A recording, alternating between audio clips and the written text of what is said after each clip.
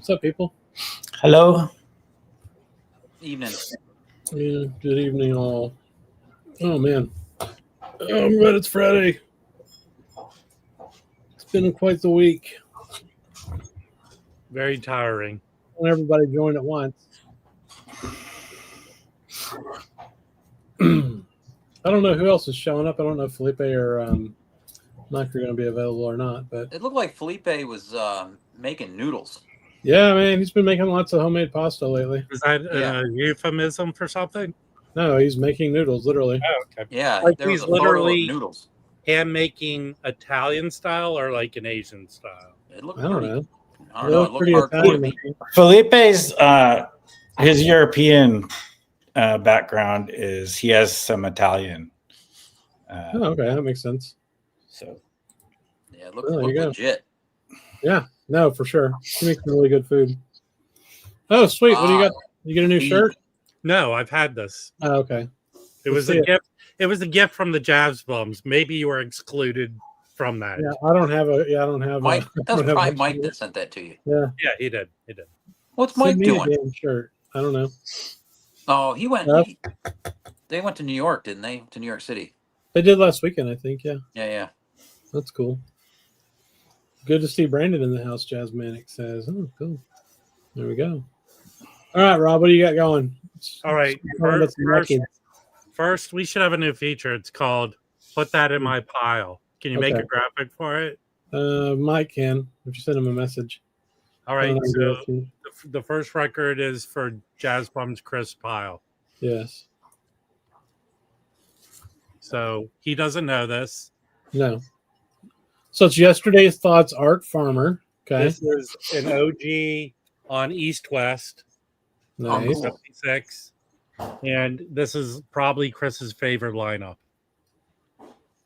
Yes. The rhythm section specifically, that's my favorite. Is that one of those digital what do they call it? Direct to disc? No, it would say it's direct to disc if it is, but it's just a regular release. No, that's cool. And it's not translucent, but this is an OG Japanese pressing. Oh, what year would that be from, Rob? 86? 76. Oh, 76. Oh, wow. Definitely not digital then. I've never seen that record. This should be a graphic. What you talking about, Chris? Yeah, exactly. Okay.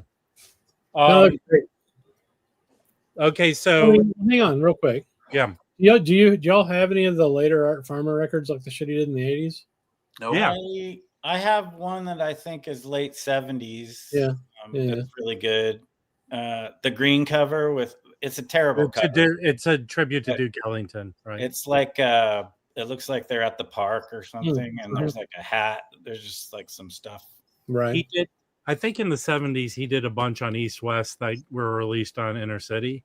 Mm-hmm. But all those 80s things are either Galaxy or Contemporary and those are good. It's usually the same lineup. They might have recorded of them. I have I have the Contemporary 80s ones too. Mm-hmm. Yeah, they're really good. They're cheap too. So yeah, there you go. Inexpensive. So shout out to Dave because Dave's more of an observer of Store's Instagram. So Permanent, which sells on Instagram, you could go there. They'll mail it to you. So he said that they had this Andrew White record. If you don't know Andrew White, he primarily was a DC dude, stayed in DC, and self-released all his records.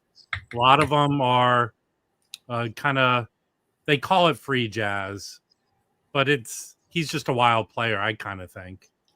But this is a solo record where he's playing Coltrane stuff. And a lot of his records were recorded at different times. So, and then I just think he slapped everything together in an album. So this is recorded over the course of 3 or 4 years. Yeah. He was playing at some legit places, though. I mean, like Carnegie Hall, fucking... I mean, he was a respected dude, I believe, by other people. If you look at... I picked up one of his records at the Vinyl Con, and they're quotes from who's who of jazz. Mm-hmm. This is the one you got at Vinyl Con, right? No, this is the one I got from Permanent. Oh, right. No, but this one I have here. This is the one you got at Vinyl Con. That's a killer record. I think I have that one. Live I have one of them. Yeah. Yeah, that's good. And then there's... I mean, some records have gone up in price, but they're not killer prices. No. This one's good too. And I went back to DC at one time and found like Yeah, cool.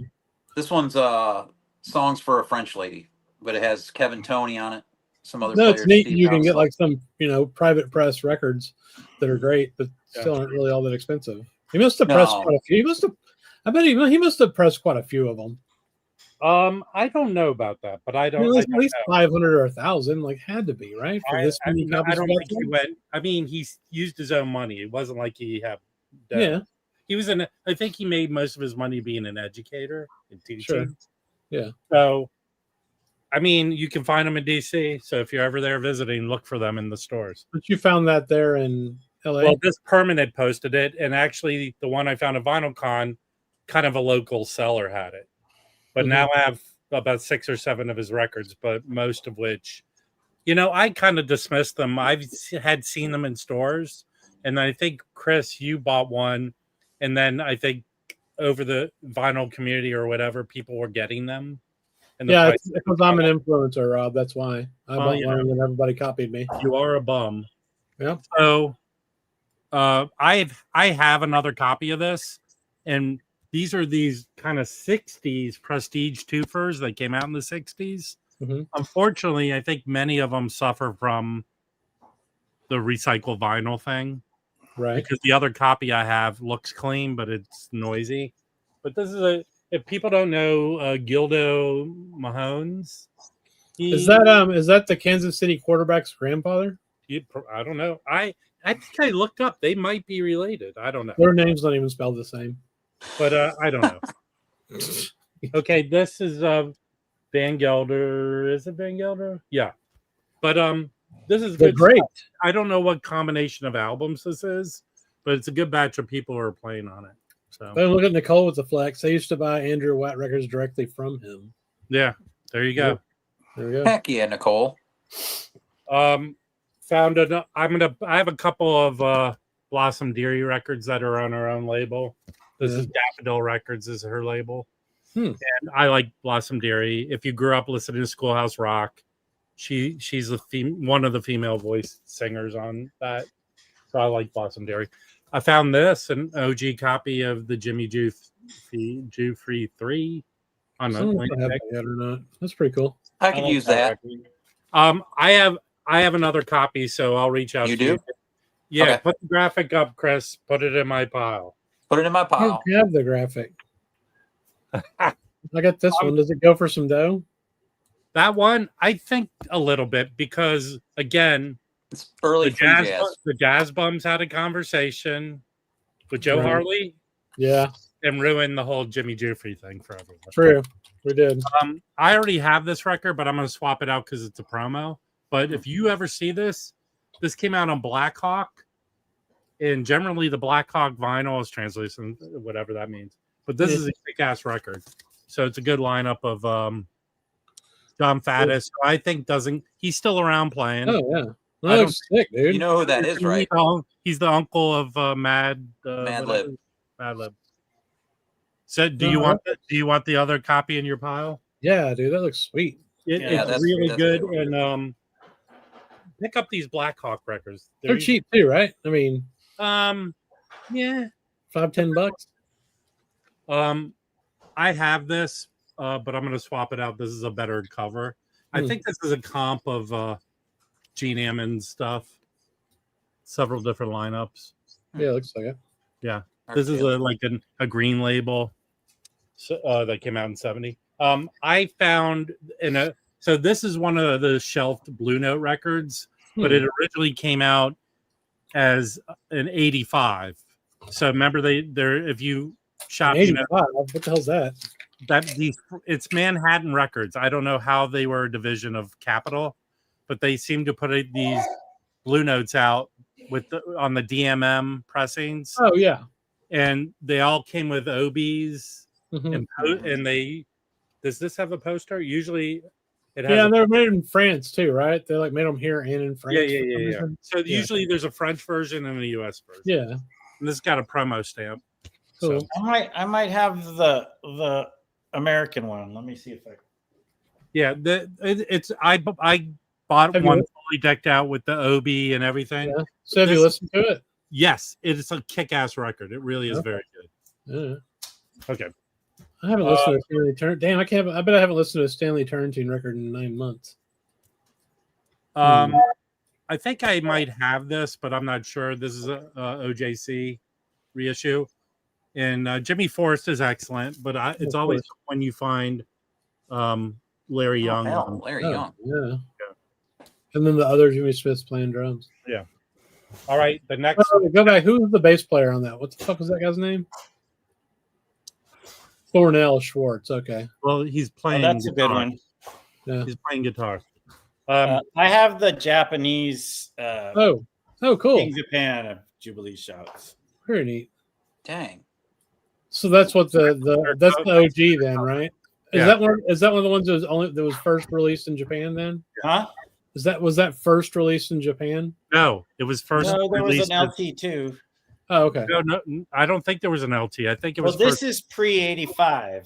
Yeah, so I think that might be the. Well, then maybe that came out first, but I think this definitely came out before the DMM. Where's Mike and his Discogs? Well, I know how to use it.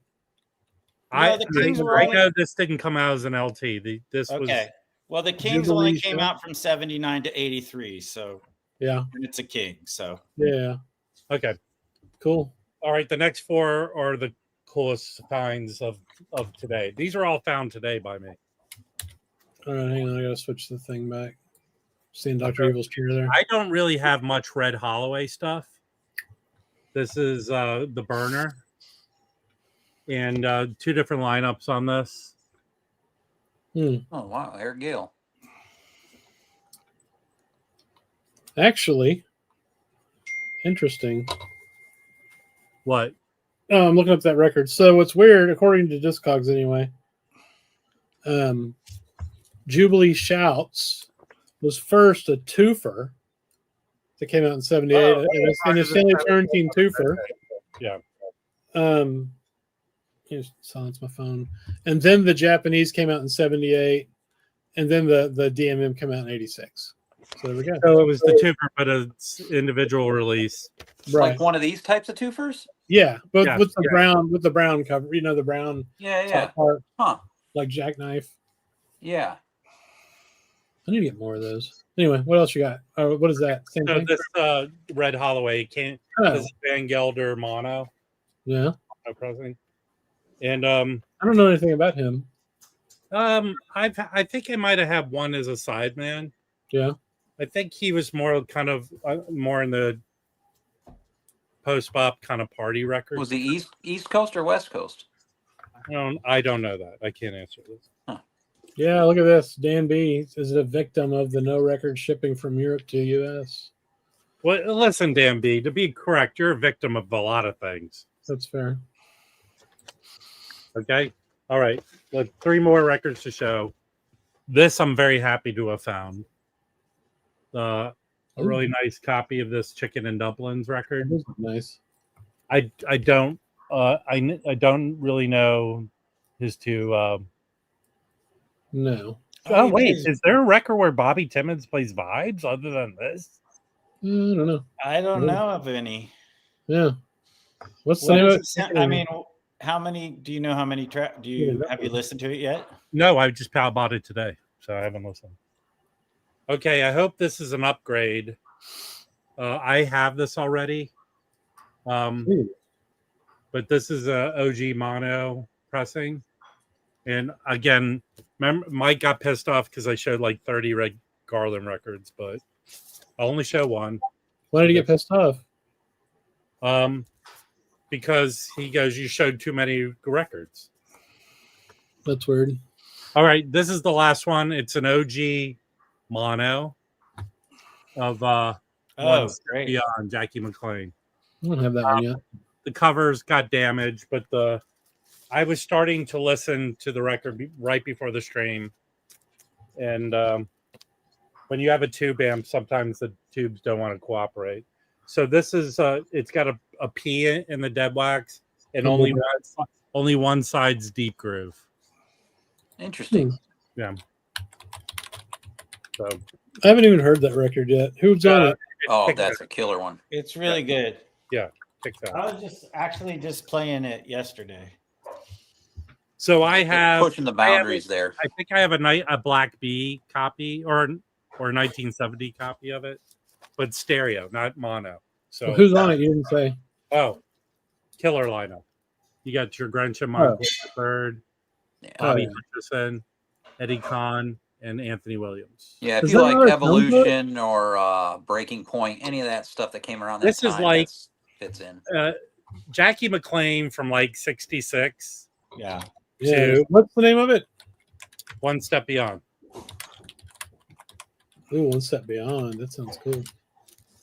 So this definitely, if you like what do you call it? Avant bop.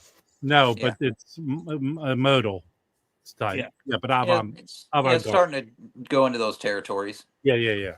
It's killer. It's a From great 64. Yeah, that was the year too when all that happened. Yeah, what year did that one come out? This 64. This is a 1964 mono. That's what that is. Wow. Yeah, I feel like that's Jackie's first Venture into being into making Destination something a Out is little also more good. modern and interesting. You know, it's weird. That one hasn't been reissued. It was a Music Matters. Music Matters. No, it wasn't. Yeah, there's a Music Matters 45. Is there? Oh, maybe Discogs is full shit then. Yeah, Discogs. I've seen the Music Matters 45. All right. I've had 4 copies of it, but the one I have is a Van Yeah, Gogh there is. Black Bee. What the fuck's up with Discogs? Yeah, I think I have a 66 New York stereo. Nice. It sounds great. Yeah. I think I probably have something similar. Cool. It's a great record though, if you like Jackie McLean. I do. Me too. Yeah, I compare Destination Out and that one I can listen to either or. It's they kind of both. Yeah, thing for me. those are probably my 2 favorite Blue Notes of his. Well, no, because I love Right Now. I think he had a good run. If you get those, because the 2 like 1977, the Blue Note reissue series, there are 2 of them with the same cover, Jackknife and Hypnosis. Those 2, because 2 of the records have not been reissued as any. Yeah. Mm-hmm. But the ones on Jackknife are significantly better than the tracks on Hypnosis. Agreed. Yeah. And that Jackknife just got some kind of reissue, didn't it? Well, yeah.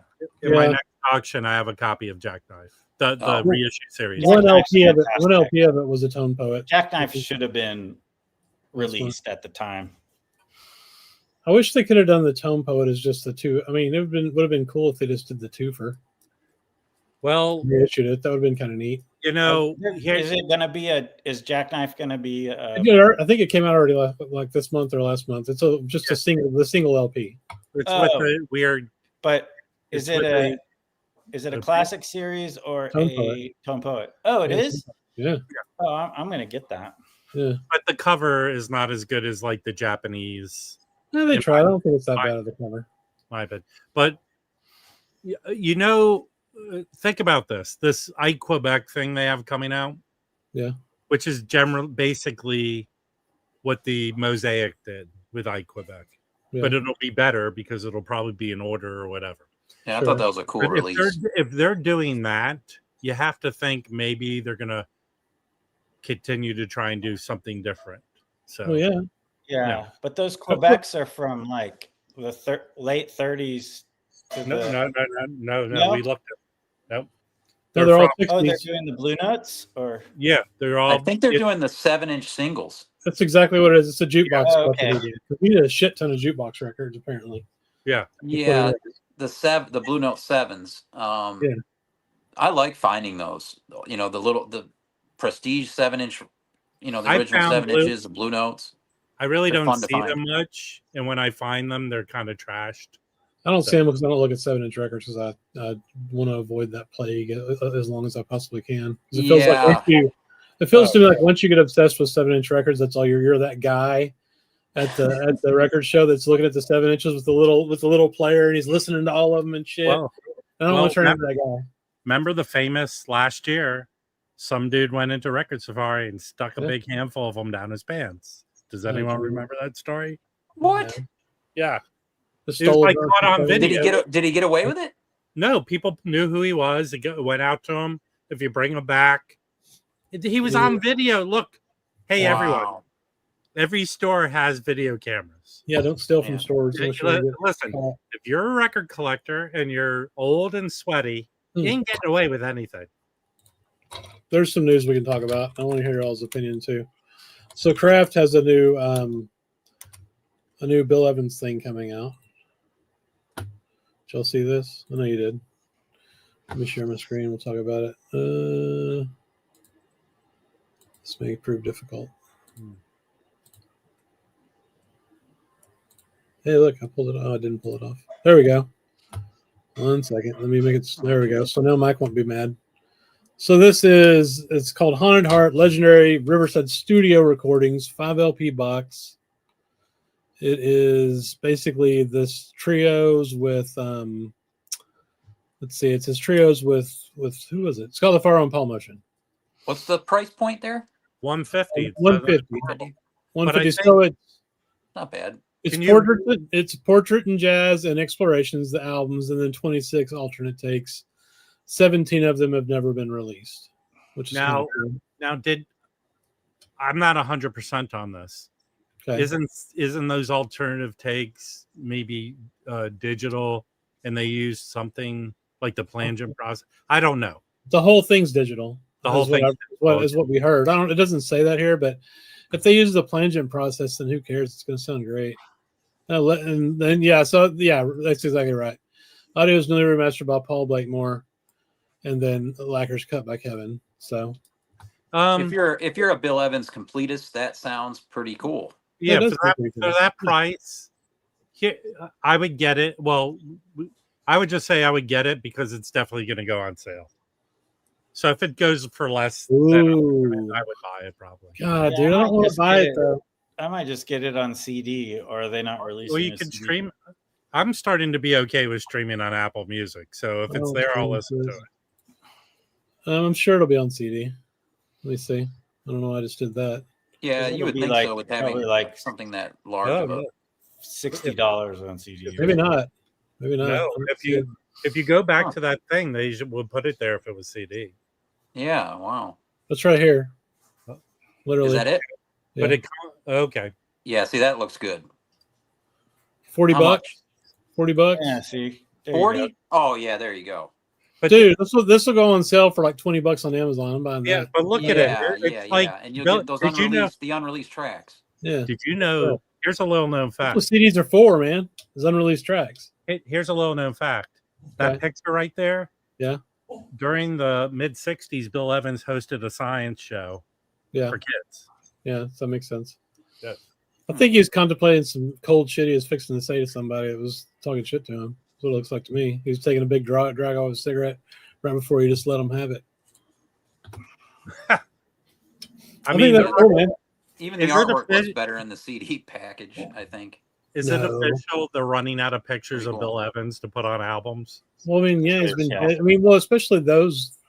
I mean, I think some of the photos have not been seen before. It said, which is whatever, you know. I haven't seen lots of photos, or it just says it includes rare photos, whatever. Well, and it's Kraft doing it. It'll be good. It'll be good. Yeah, it'll be good. It looks cool, but I like the idea of Brandon just buying it on CD. Yeah, I think I don't need 5 more records. If it's a digital, if it's a digital, sure, whatever release, then you might as well just get it on CD. I mean, I just picked this up, and this has been available since 2017. It's still in print. This is a live show. He did it in '76 in Wisconsin, I think, at the University of Wisconsin.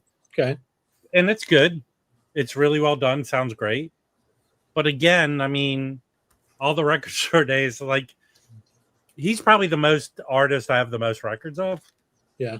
But it's like, okay. Who's on that one? Who's what 76? Who is that? Is that Eddie Gomez? Eddie Gomez and Elliot Zygmunt, which is a great lineup.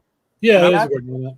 That was I've a good enjoyed trio. seeing those releases that Zev puts out of Bill, like was one in Norway or No, they're great. They sound, here's the thing broadly against all these live shows, because I picked up the Freddie Hubbard because I found it really cheap, but people were saying that sounded good, and it sounded okay. The archival recordings are not for me on my setup.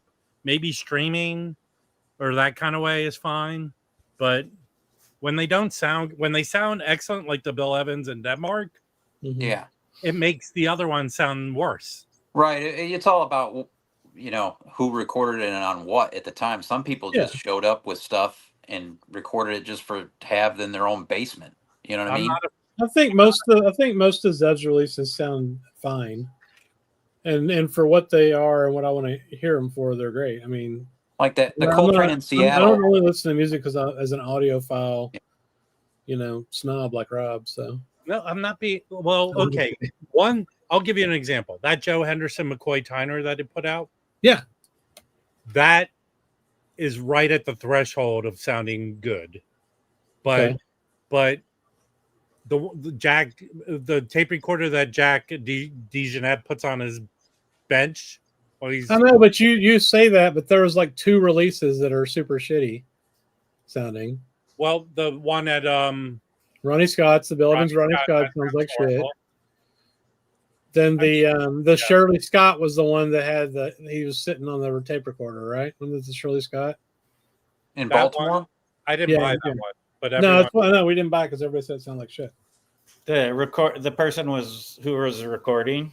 Yeah, it was underneath his drum chair. But here's a good example: Steeplechase. Yes. Steeplechase has several live recordings by big jazz artists, and you know what they put on the back cover usually, saying this is an archival recording. It might not be up to some of the standards of blah blah blah. Right. These have existed, and look, I'm not a fan of early Charlie Parker recordings for that reason. Yeah. All right. Dig this shit. So, okay. Hey, can I show some stuff? I might have to leave early. After you explain your shirt, is that a David Bowie Black Star shirt? Yeah, it's Black Star. Heck yeah. The mystery's been solved. Very nice. Okay. So I got some lenders from my friend Donald. This is Joe Harriet. Is that the reissue, or is that yes? Okay, it's the reissue. See all the stickers? Yeah. How is that sound? Sounds pretty good, and it's a great record. So I bet I would definitely. And it made me free. It made me maybe breakdance. Is he out of the UK, Brandon? Yes, he's British. Yeah. Okay. And what's the name of that record, Brendan? Movement. He's Jamaican who moved to Britain. Okay. Yeah, I think he moved when he was like 18 or 16. Yeah. This is great. The one I really like. This is one I've had for a while. Yeah. And this kind of had me go down a rabbit hole that I'll go down in a minute. I was just thinking about early 60s records that sort of push the boundaries a little more than, they're not just hard bop. And he does that. And then also some VCLT. I was gifted this. I haven't heard that before. How is it? It's pretty cool. It's Benny Maupin, Gary Peacock, and Hideo Ichikawa on piano. Looks like that Nucleus cover. Yeah, it does a little bit. And it's got it's on Sony, and there's some pretty cool, if I can get the glare to not show up. That's cool. There's some cool photos. Yeah. So it was a cool gift.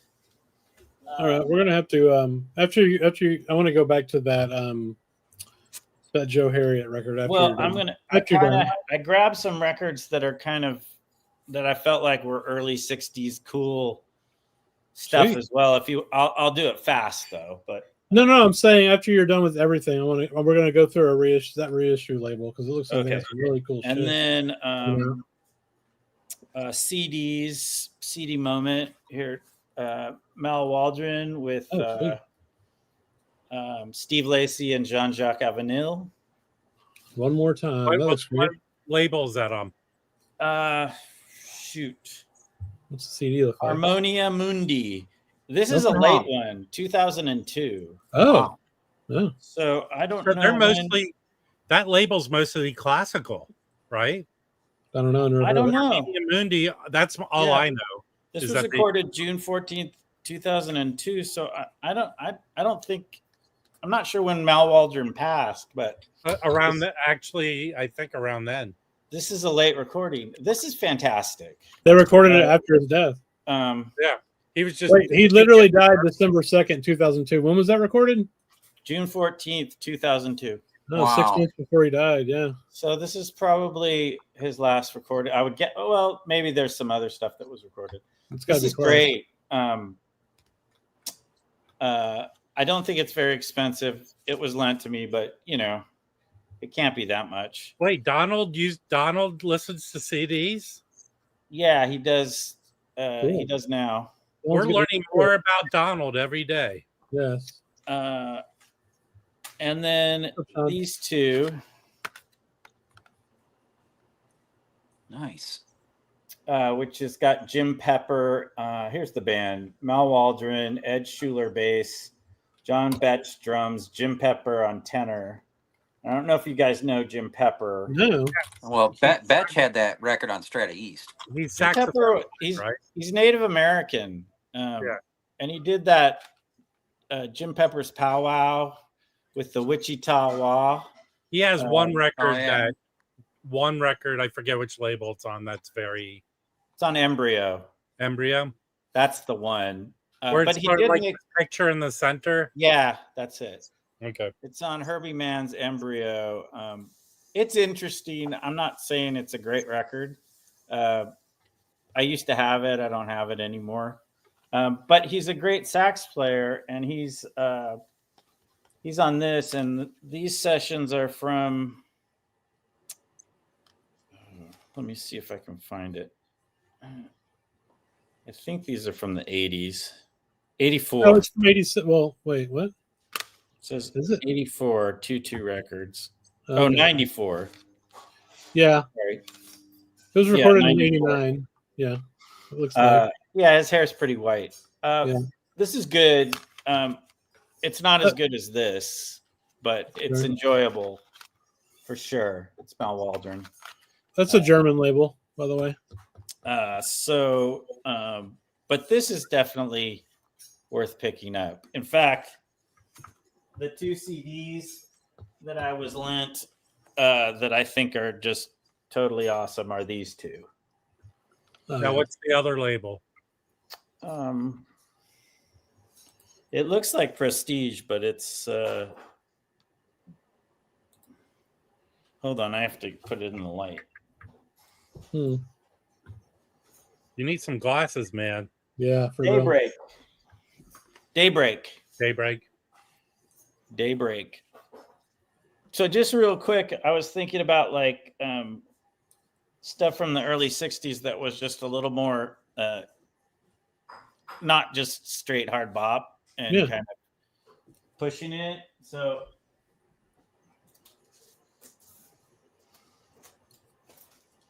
I grabbed, let's see.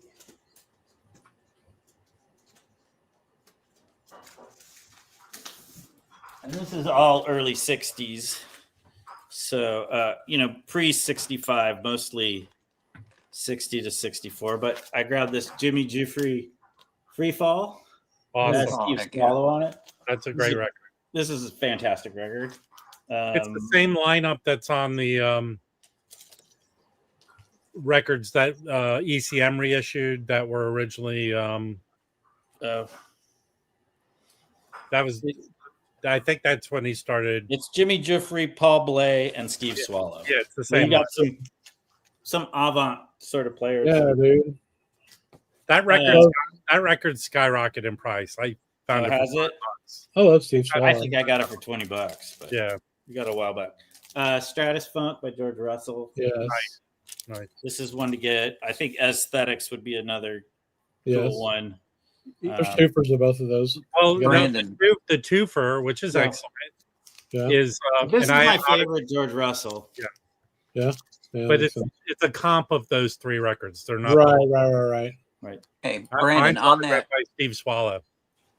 free fall, Yeah. is there moments where he solos on that? Yeah. Yeah, that's supposed to be one of the earliest examples of free jazz solo saxophone. Yeah. I mean, I think it actually starts off with just Because I think that might have even predated Ben Nordstrom and Anthony Braxton's solo stuff. Is he playing a soprano or an All alto? those the ones Riversides he did were very avant-garde. Anyway, Yeah, but it's this really is good. considered like the beginnings. Oh, right here. clarinet. I'm sorry. He's playing Yeah, clarinet on this one. Yeah. Oh, okay. All right. And it's That's really cool. good. Maybe Yeah, they look just at that. mean free jazz and horn in general. I think so. I think Felipe's back home in Florida. So. Straight Ahead, Oliver Nelson. Yeah. I think this is 61 or 62 with Eric Dolphy. They Vinyl Me Please reissued that, and you can get an OJC of it too. It's great. Yeah. The lineup is Oliver Nelson, Eric Dolphy, Richard Wyans, Georges Duvivier, and Roy Haynes. So a great band. Then my favorite Dolphy, which is Outward Bound. Oh yeah. Oh yeah. And I think this is 61. I can't remember, but I made sure that they were all 64 or earlier. So first record I ever bought of jazz. It's one of the first. It's the first non-Blue Note record I ever bought. Yeah. Eric Dolphy, Freddie Hubbard, Jackie Byard, George Tucker, and Roy Haynes. And this is still, to me, it's still one of the best records ever. No, for sure. I mean, that was one of the ones Chad put out of the 50. And I bought all 50 of them. That's probably in the top. That was 5. your favorite? It's still one of my favorite top records. 5, yeah, top 5 for sure. On Green Dolphin And Street. it's also it's also really good because it's still kind of accessible for people that are getting into I don't think music. It's not it's weird not super crazy at all. It's not weird at all. No. Is it less weird than Out to Lunch? Huh? Is it less weird than Out to Lunch? Oh yeah, definitely. Yeah, definitely. right? But I don't think Out to Lunch is that weird. Well, I know because I got used to it. Exactly. Yeah, I know what you mean. It's definitely and then Far Cry with Booker Little. Oh, that's a big one. Yeah, and this is a great one too. Eric Dolphy, Booker Little, Jackie Byard, Ron Carter, and Roy Haynes again. Yeah, Ron Carter's in there. Roy Haynes just keeps showing up. Here's from 1960, one of my favorites. Ooh, I love this record. Is that Donald's or yours? No, this is mine. Okay. Really? These are all mine. That's hard. You can't find that record. And if you, I think it's on the wall at Atomic. What they want for it. So you got Bill Barron, Ted Curson, of course, playing with him. Jay Cameron, a very young Kenny Barron. Oh. Eddie Kahn, spelled wrong. And Pete LaRocca. Oh, what label is that? It's on Savoy. Yeah. Oh, wow. Okay. Well, good news. Yeah. That the next batch of OJCs are Savoy titles. So there's a chance. That's true. That would be a fucking killer one for them to do, dude. This is definitely one of my favorite records. Actually, I think how many Savoys did he do? I think 2. I think he only did 2. So I forget. So there's an 80s Rudy Van Gelder mastered one with a different cover, and they put one stupid extra song with some chick singing. I think it's that record. You can get that for $7 if you can find that every day of the week. Yeah, I used to have the original. What is it called? Where is or what is or? But I like this European. There's a European gray market. I like this one a lot more than the other Bill Barron, Ted Curson. There's a reissue of that. from 23, but okay. it looks like it's a Russian gray market. Mm, I think wow. this is Which you're part of, 62. Chris, right? I No, think this is 1962, if I remember right. Still another one of my favorite records. Yeah. I still don't have that. You got to get, Oh, get yeah. the OJC reissue, dude. Yeah, Yeah, I haven't done it. it's the OJC. Yusef Oh. Lateef, Barry Harris, Ernie Farrow, who I don't really recognize, and Lex Humphreys on drums. Oh yeah. This is also, even though this is definitely accessible for most people. It's a good, nice, chill record to listen to. Nice chill record. That's one, if I found the Moodsville, I would pick it up.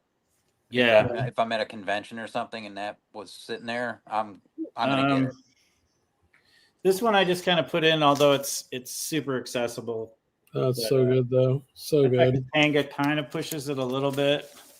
Yeah. For 60 or 61. Curtis Amy, Dupree Bolton, Jack Wilson, Ray Crawford, Vic Gaskin on bass, and Doug Sides on drums. I don't know who Doug Sides is. Anyway, this is sort of not quite really in the same family, but it's just so good though. But it does. Is that the Tone Poet? Huh? Is that the Tone Poet that you have? No, it's an original. Oh, cool. Smokestack by Andrew Hill. Yeah. Yeah. I think it's 63. This is That's one a of my great favorites. That's great. Actually, my favorite Andy Hill is the 2 for 1 for 1 or whatever it is. But this is my second favorite. And then also from 63 is Blackfire. Yeah. Oh yeah, that's another killer. So this is a great early 60s fantastic record that's sort of pushing it well beyond hard bop. Yeah. And then Bobby Hutcherson Dialogue, of course. We all know that one. I don't even need to talk about it. Well, no, I mean, it's just really good. It's so good. It's just fantastic. That one's eluded me. Okay, and then my view, which I believe is 63. And that's a big group. Yeah, but I mean, you got Donald Byrd, Grushan McCure, Hank Mobley, Herbie Hancock, Grant Green, Chuck Israels, and Tony Williams. Yeah. I found an early pressing for like $20 the other day. Is that his first or second record? I'm trying to remember if it's. I think it's his first, because I think it's just confusing because I think his second record the title sounds like Maiden Voyage. What is it? It's like called not introducing, but hold on. Taken Off is his first one. Taken Off is the second one, I believe. No, it's his first one. Oh, it is? My point of view is the second one, and then Okay. Dimensions and Dimensions came after that. Okay, and this Bass on Top has some really cool. Just because he does so much bowing and stuff, it's kind of it's almost classical in certain ways. Yeah, agreed. It's really great. And then that was the first jazz record I bought. No kidding. It's great. That one actually we're like two. All of the Walt Dickersons. Oh wow. Yeah. On New Jazz. Mike just got that other one you showed. Hey, OJC, you got to do the Walt Dickersons, please. Yeah, dude. OJC, please do the. Wait, Brandon, do you still say the one for my lady one is the best one? Oh, yeah, this one. Yeah, to my queen. Sorry. Well, no, actually, it's just that. For years, you were saying that was the best one. Well, To My Queen, it's just because the first side is one track, To My Queen, and that's like just epic. But I think if I were to recommend one, I would probably say this is Walt Dickerson, because there's more tracks and it's all good. Kind of, you get more stuff. Mm-hmm. To My Queen is kind of short as far as like there's one, like, I don't know, 15-minute track and then two 8-minute tracks. You can get. I have all the Steeplechase ones he put out. Yeah, and he has To My Queen too. The Wrath right. Oh, no kidding. Right. It's his wife Elizabeth. Yeah. So and they were still together. So he did like a second one. I've only got the 2 records he did with Sun Ra. He did 2? Yeah, Patch of Blue is the other one. Oh, you mean the soundtrack? Yeah. Okay, yeah, I have both. Yeah, But Sun Ra. We've talked about this new ideas from which I believe is from 61. Yeah. And there's a ton more, but that's just kind of what I love Don Ellis. When I was listening to the Joe Harriet, I was like, oh, look, I looked up when it, because I know he did stuff in the early 60s, and it just made me kind of go through. Do you have that live twofer he did on Columbia like in the 70s? Who? Don Ellis? Yeah, Don Ellis. Yeah. No. But here is the. Is it cool or weird or bad? No, let me talk about that real quick. So, I love Don Ellis, but that record's cool because it's like big band free jazz at times. Not really free. More. Yeah, I never really got into what he did in the late 60s. I'm just telling you that record's really cool, and it's like a $4 record. So if you see it, I think it's live at the Fillmore. That's what it's called. The one with the seagull on the front or whatever. That's an MPS. That's one's pretty cool. That one is cool. And the Candid one he did is really good. But here's the one that needs I'm surprised this one record never came out on vinyl. He moved to LA to do music for movies, and he died, I think, kind of young, relatively, maybe in his 40s. But he did the soundtrack to The French Connection. Oh, no shit. And the only way you can get that is on CD, right? Not this. I don't think I've seen it on vinyl. No, I tried looking for it. They did a reissue a bunch of years ago. Even on CD, it's hard to find.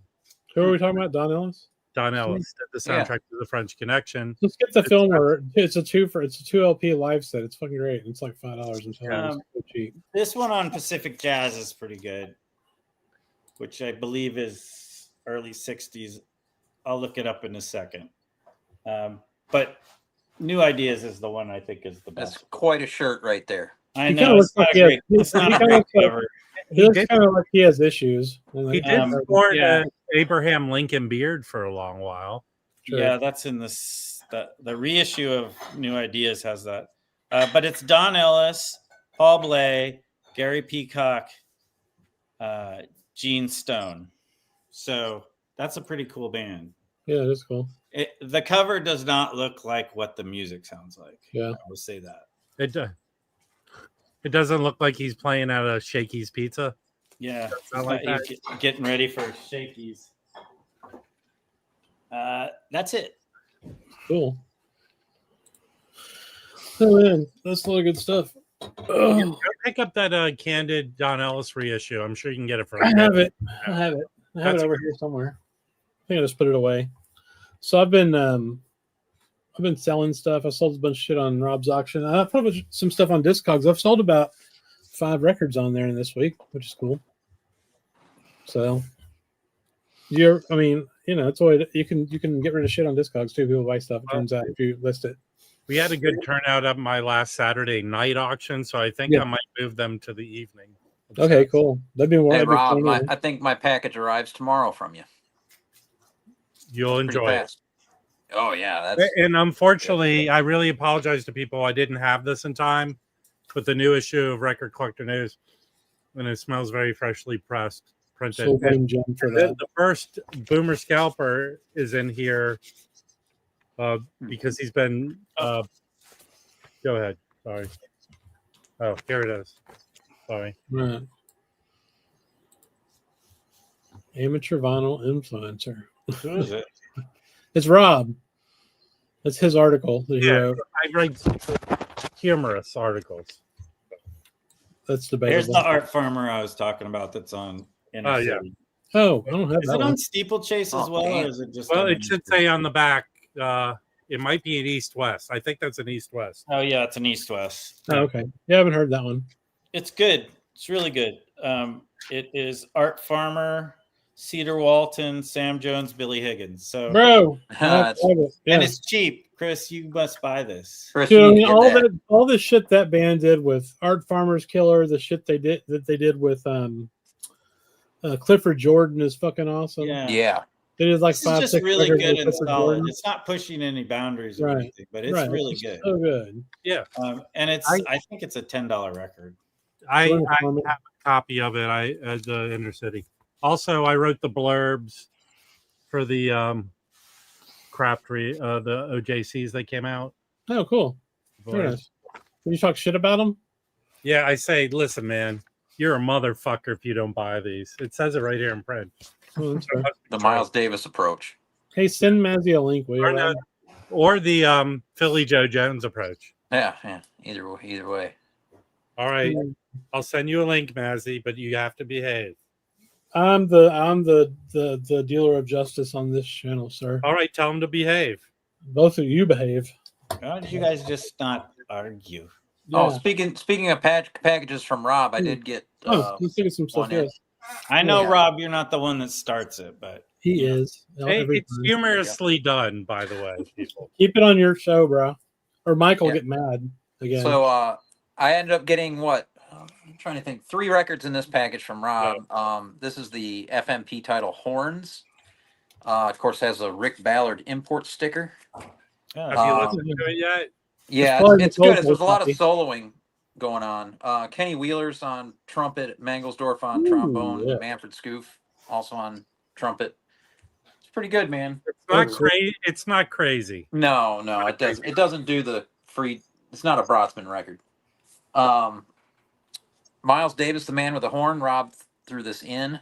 I had actually just found a promo 12-inch of the song "Shout" off this, and I dug it, so I was happy to get this. That's This cool. is kind of that fusiony, funky stuff. Not sure the year. What year was this? 81. Oh, cool. That's Yeah, when I didn't have it. Not a hard record to find, and I think they reissued it recently. Yeah, cool. I just had never picked it up. So, and I have like 50 Miles Davis records. There's always more to get with him.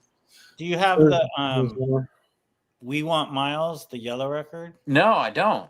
Oh, that one's great. Let me find it. Is it? Yeah. I love that record. Yeah, the later stuff I'd always avoided because I think I got 2-2 and I hated it. So I was like, nah. See, Louis got 2-2 and said it sucked too. I actually got told like I'd be kicked out of the house, like if I ever put it on again. It's a live. Oh, okay. So it's live. Yeah.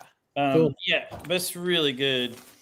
Okay. Well, Did I you can play find the that Cyndi cheap Lauper around song on town, that so. one? It's got what?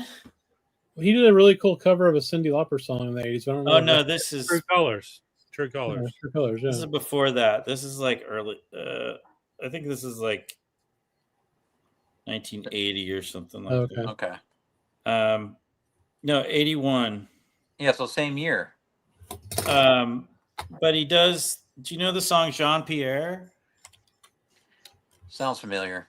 He did it on Saturday Night Live, and that's when I was Oh, like, okay. "Oh, I gotta get Miles Davis," because I was Yeah. just like, "That song's so cool."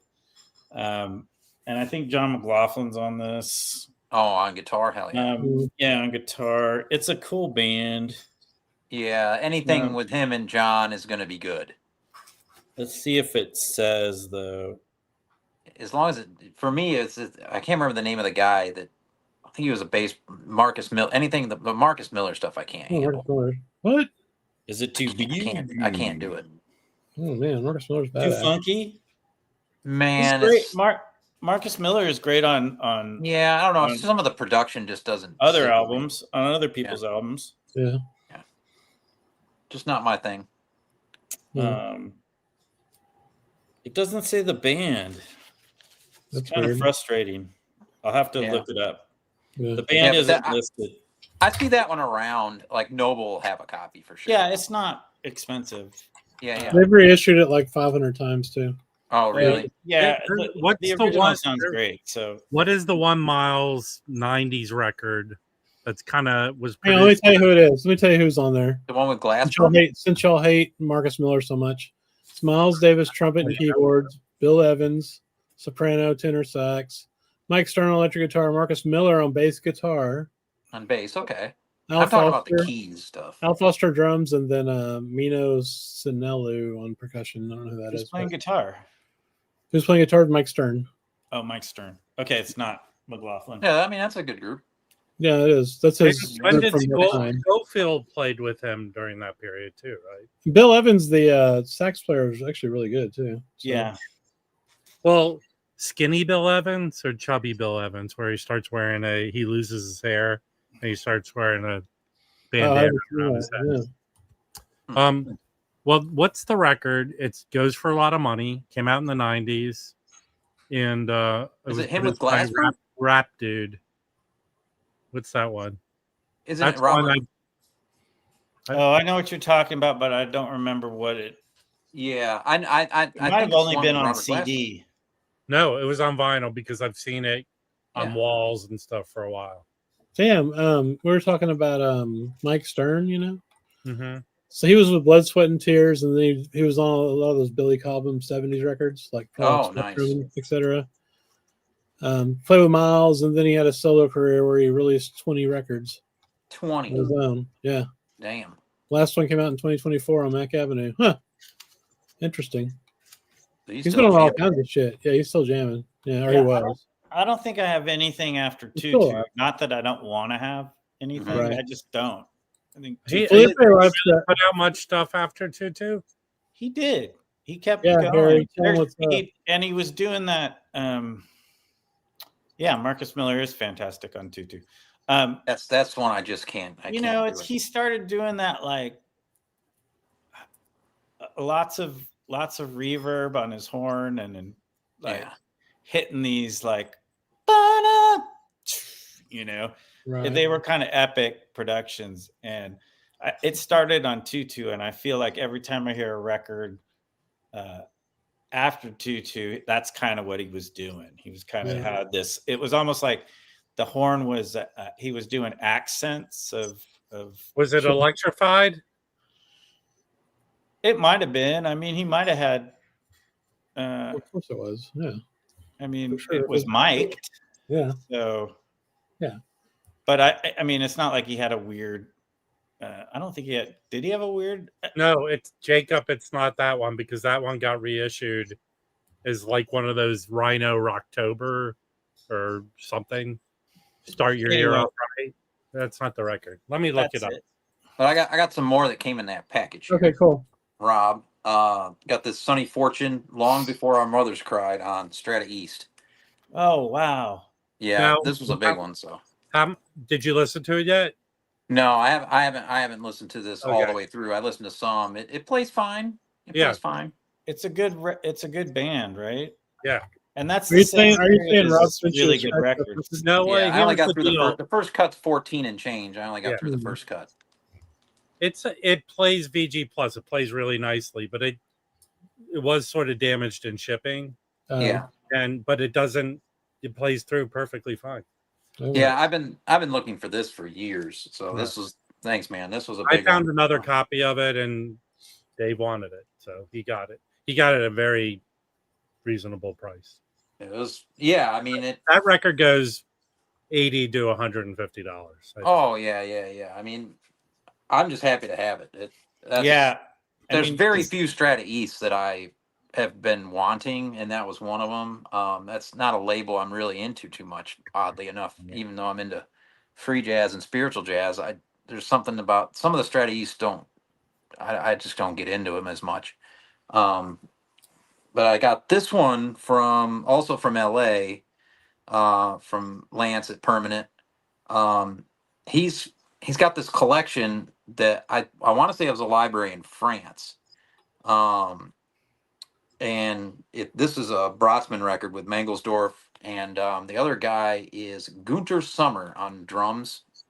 It's called Pika Pika. It's a late FMP for Brotzman, 1984.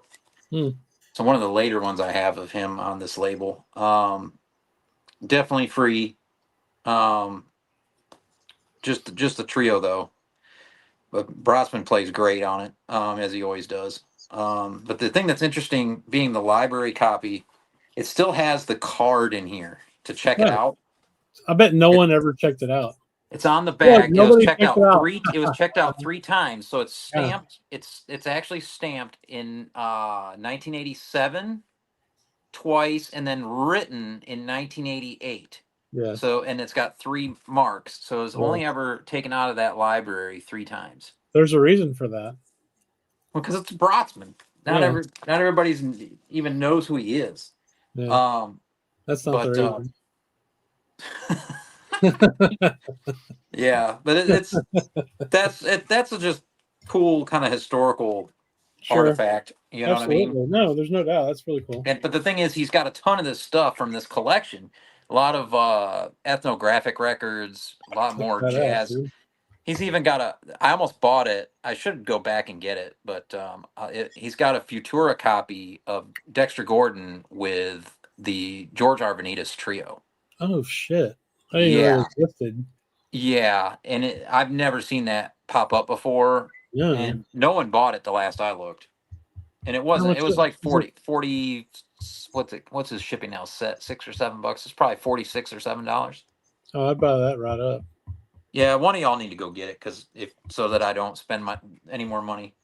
I'm trying to save for WFMU, but it's getting, that's always a hard thing to do. Now this stayed in the family, so to speak. This is one that Alex Diamond Marimba sold to me, and that's the Sun Ra Orchestra Hiroshima from '85, El Saturn. Is Angelo Kelly on Saturn that album? What's that? Angelo Kelly on that album? I don't know. I don't know the lineup. Angelo Kelly watching? Angelo Kelly doesn't watch our show anymore. He's mad at us. Why? But it's just the plainest of labels. Kind of how Sun Ra was doing things in this later time period. Hey, I want to go back to this. Dave Weekly had a good comment. He said Marcus Miller, he's a big fan of his Sirius XM show on the Real Jazz channel. Great music, very informative. Yeah, I've caught that a couple of times. It's a good show. He's I assume Marcus Miller's in his 60s now, probably. Maybe, probably. Yeah. Yeah, and he seems to have become this kind of statesman of jazz. Like he's interviewed a lot, and well, he was very, very young with Miles, right? Yeah. Hey, are you done? Dave? that was it. Can I go back to something? It's Miles. The record I was talking about is Doo-Bop. What people were talking about, that vinyl is expensive. But okay, all right. Now I need help with people because I just isn't Doo-Bop late 80s or no? No, 92. Okay, so here's the album. If you ever see it, I've seen this 2 or 3 times, and it goes for around $100 or more. But this came out this year, 2005, in Argentina. 2025. 2025. Yes. Yes. Is this Plaza Independentica Musica? Is this gray market? It doesn't say in the listing. No one's commenting that it's. Can you even buy it? It's probably ripped from a CD. Like people are selling it on eBay or whatever. I'm sure it's from a CD. Yeah, probably. Or from a digital file at least. Or a needle drop. Hold on, I'm asking the group, the people in the Piat Gallery. Does anyone know if this label in Argentina? What's the nobody watching this show has any clue about that. I guarantee you that. All right, if anyone has a clue about this, write a nasty letter to Chris because where's Felipe when we need him? Alex might. Hey, you guys, I'm gonna go make dinner, but I'm gonna watch the show. So okay, buddy. Thanks for coming up. Enjoy your dinner. All right, thanks. Later, man. Say hi to what's his face? What's his face? Who? The guy who gives him records regularly to listen to. Donald. I want Donald to come up here. Well, yeah, see, I think I got 3 jazz records coming tomorrow. So if your package comes, that's the David Murray. Well, only one, actually, because the other's a Terry Riley record. And then what's the other thing? I forget. Oh, the ones I sent to you? Yeah, Terry Riley record. Okay, Nicole. He's the one who stole that record from you. Dave did. Oh, yeah. I felt terrible. Notes and tones. I'm going to try to find another copy. You should come join the stream, Mike. Since the other Mike is. That was the Murray. That was on the David Murray. I got some looking for that forever. I've been listening to this stuff. You got a stack of soul notes in Black Saints from the Austin convention? Oh, yeah. You had to have some Burt Murray in there. No. Burt Murray? David Murray. Oh, fuck yeah. I got a bunch of David Murray, yeah. Yeah. I listened to this today. It's great. So this is called New York Days. This was recorded in 2008, and it's New York guys and European guys. So it's Enrico Rava, who's one of my favorites. He plays trumpet. Stefano Bolani on piano. I don't know who he is, but he's really good on this record. Then Mark Turner on sax, Larry Grenadier on double bass, and then Paul Motion on drums. Oh, wow. So it's really just a kick-ass lineup. Yeah, Rava is killer. Yeah, so there's another ECM I've talked about a million times. It's him, and who's that kind of free jazz trombone player that I'm blanking on? Mangelsdorff? William Presto? No. Rufus Reed? Not Rufus Reed. Okay, no. Mangelsdorff? No, not Mangelsdorff. No. What the hell's his name? Anyway, he's on a different ECM record. Oh, okay. It's really good with him. But anyway, this record kind of has moments of that, but I also say it's just kind of moody. Mm-hmm. It's ECM, but it's, I don't know, man. It's really good. Mark Turner's really excellent on this, so I would totally recommend people get this. You can probably get it on CD too, I'm sure. You have this one? I think you have this one, don't you? This Rava? Yeah. That was pretty good. I like that one a lot. Yeah. My favorite is the one with the brown cover, though. Do you have that? No, this is the only Rava record I have. Roswell Rudd. You can find that record easy. Yeah, Roswell Rudd is who I was thinking. On ECM. Yes, Roswell Rudd. So, but that one is the first. That one's number one you have to buy if you're going to get any of Enrico Rava's records in any period. But then this one, I did that with Roswell Rudd. Good too. Yeah. No, it's great. It's cheap too. Julian Priester? No. But I love Julian Priester. So anyway, that was really good. George Lewis. Why are we? What are we doing? What you're just saying names? Are you just saying names now? You already told us what the answer was. You asked a question. People are giving you names of weird trombone players. I know, but I'm too high for this bullshit, man. Anyway. Yeah, you know what? Here's what I want to happen, Chris. Okay. I want a DeLorean to crash through your wall of your house, and this old man come out and take you back to the future. Here's a Rudd I record. would love to go back to 1986. I have that. That's amazing. Love that record. Yes. And there's even a lot of tubas on it, and I like it. Yeah, tell us more about it. So this is the Jazz Composers Orchestra that had a series of records. This one's called the Jazz Composers Orchestra Plays Pneumatic Swing Band, composed and conducted by Roswell Rudd. Big group. Dewey Redman's on it. Enrico Rava, we were just talking about. Sheila Jordan's on it. Beaver Harris. Howard Johnson, one of the tubas. Cerrone on bass. Charlie Hayden's also on bass. There's a lot of low end on this record, but it's absolutely fantastic. So how many of those records were made? I think I have 5 or 6 of them. I have the entire run of them right here. Which is how many? Let's see. There's 1, 2, 3, 4, 5. There's 7 records in the series. I have them all right here. So there's Leroy Jenkins. There's the Leroy Jenkins. There's the Gretchen Moncourt. 2 Gretchen Moncourt? Let him show them. No, just this one. The Echoes of Prayer. Okay. I got that at Bop Shop in Rochester. The Clifford Thornton, which you can still find in the bins. I don't have that one. Gardens of Harlem. Yeah. Not too. And then, of course, the one we just showed, the Rudd. And then the Don Cherry Relativity Suite. Yes, have that one. And then you have the 2 box sets. The Carla Bley. Okay. What is it? Escalator Over the Hill. Mm-hmm. Big lineup on this. Not expensive. Not an expensive. No, you can find that. And then this one I found at Amoeba in Hollywood. The Cecil Taylor. Cecil Taylor. Yeah. With I think Pharaoh's on it. Horribly expensive either. No, I think we have a copy of that somewhere. I think they had a bit of a price on it because it's Amoeba, but I still bought it. Okay. That's fair. I probably paid $40 for it. That's not horrible. That's like crazy money. Well, it was more than I really wanted to pay for that, but I needed it. I didn't. $40 is one of the last ones I needed. Let's be honest. $40 is more than I want to pay for any fucking record. Like that's Listen, you people. Reissues, on a budget. Yeah, I'm not on a budget. Well, I'm on a budget. Well, not really. I guess I'm not, but I should be. Well, I mean, here's a good example. I went into Sibylline Mhm. a copy of that Larry Ridley Strata-East record walked in. Oh Yeah. yeah. He offered me a really good price for it because it's like a $250 record. Yeah. And I just said I couldn't do it. How much I mean, was he? 180. I'll go out and buy 20 records for the same price as that. Right. Right. But I mean, I felt in my heart, here's the way I think.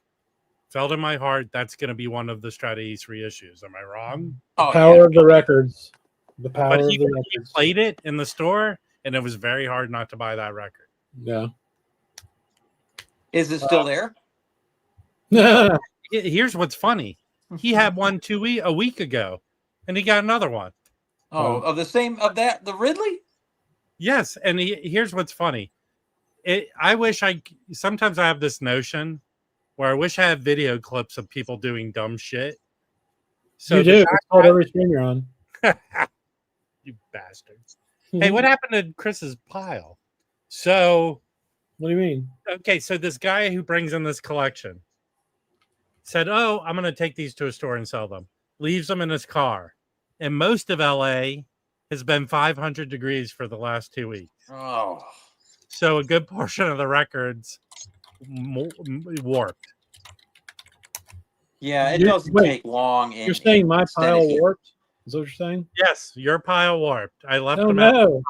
Listen, No. I thought drying them sun dried would make them sound better. No, that's what happened to that one Mike got that looked like a fucking sunflower. Oh, that was next That's level. some wild shit, dude. I've never seen a record that warped. Hey, I want to win tonight. And my win is I've said nothing nasty about Mazzy tonight, but yet he continues.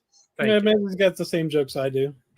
Now, that record that Mike got, that was he needs to keep that. You know, that's like you have to keep that. The one that's like looks like waves in the ocean. Oh, I'd throw that bitch right in the fucking trash. No, but here's what's great about it. That's a good story piece. Mike has a flattener, and he tried to flatten it, and it came out looking the same way it did when he took it out of the sleeve. Of course. Even if you flattened it, it would be totally fucked. That's melted. I understand. I understand. It was epic. This just goes like someone who sold a record did not even look at it. Just put it up. He got his money. He got his full refund. That's like a trophy piece right there. You just because like, this is what happens. Well, so okay, here's a better example of trophy piece. Me and Chris are buying records together, which happened at the Austin Record Show. Right. Chris pushes me out of the way and grabs a record. That's a trophy. Oh, Chris did. He gave you the nudge. That's fucking loud. Rob trying to grab shit. Okay, here's the kind of person Rob is trying to be.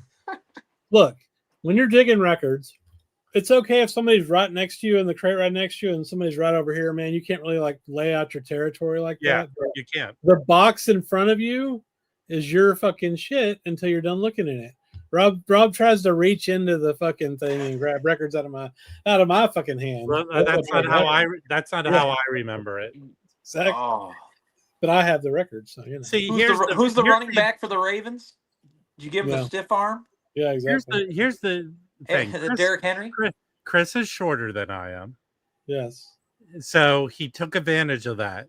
It kind of closer. I was closer to the records, and he's kind of shifty. So he kind of moved back and forth fast. Yeah. Oh. Here's my honest to God feeling. Okay. If you're meant to have a record, it will come to you. That really is the way I feel about it. I will say true. It will. It will come to you, especially when you just buy it off the internet and they ship it to you. I didn't see that happen in New York at the fair there last year. I didn't see anybody like have to push somebody out of the way or any of that going on. Sure. I wrote an article about it in one of these record collector news, and when I get off my lazy ass and make a Substack with all the old articles, I talked about guys who do that shit. Yeah, it definitely happens, but I didn't see it there. Now Saturday that was on Friday. Saturday I was only there for a little bit before I got ill and had to go home. There was a lot more people on Saturday, and it looked like it could happen on Saturday. I mean, there was just every bin had a human being in front of it. Yeah, like the vendor had like 18 bins. There were 18 people at that table. Like it was. Here's another thing on Saturday. Tell me if you've experienced this. you're going into your record store and you only want to look in the new bins because you know the old bins front to back. You don't give a shit. And there's some douche that just stands there for like 20 fucking minutes with like his coat over the fucking shit you want to look at, and he's just like, well, you have to ask him. Yeah. You know, it's okay if you have a problem looking at records. Don't be a fucking malingerer. No, if you're slow, I'm okay with that. Here's the bullshit of all bullshits of digging in the bin. The double flipper guy. That is the biggest bullshit. Oh, what do you mean? There are two bins and you're in front of both. Oh, fuck that! And I would double not flip flipping. that shit. No. Yeah, if you're a double flipper, you're a motherfucker. Okay, any of you double flippers? That's kind of genius, though, man. The double flipper thing is kind of genius. You don't possibly have the brain power to comprehend what you're looking at. Well, even if you did, you still can't do it because you can't take up 2 crates that long. Because if you see something, you got to pull it out and look at it. What about the flipping like Stunty does, where he pulls each one up all the way up and then drops it? I don't do that. The pull and drop. I'm a fast flipper because I can see each image in my head. I think did you just make up double flipper? Is that really a thing? It is a thing. People do it. If I coin the phrase, it's happened good for me. I've seen it at the Charlotte conventions. There'd be somebody doing the thing. Double flippers, yeah. Listen, you little weasel. It's not okay even if you're by yourself in a store. Yeah. Jacob's all for double flipping. Yeah. This is a strong take. He's not a weasel. Yeah.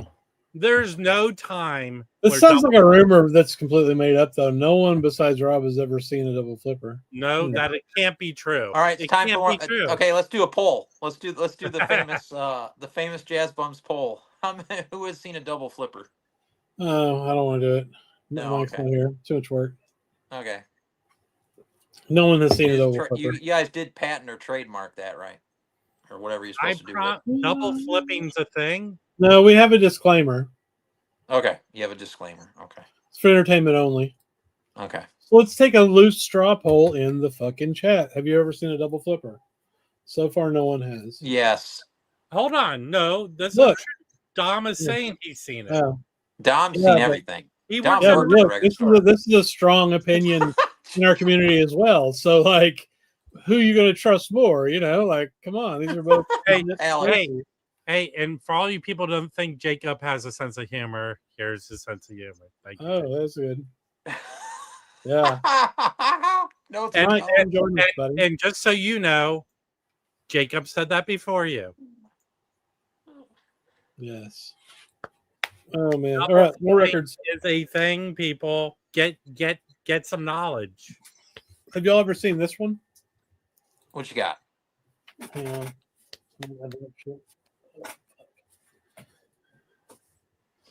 Annabelle, chill out. Jesus. Hang on, this fucking dog keeps opening my door and pissing me off. Oh.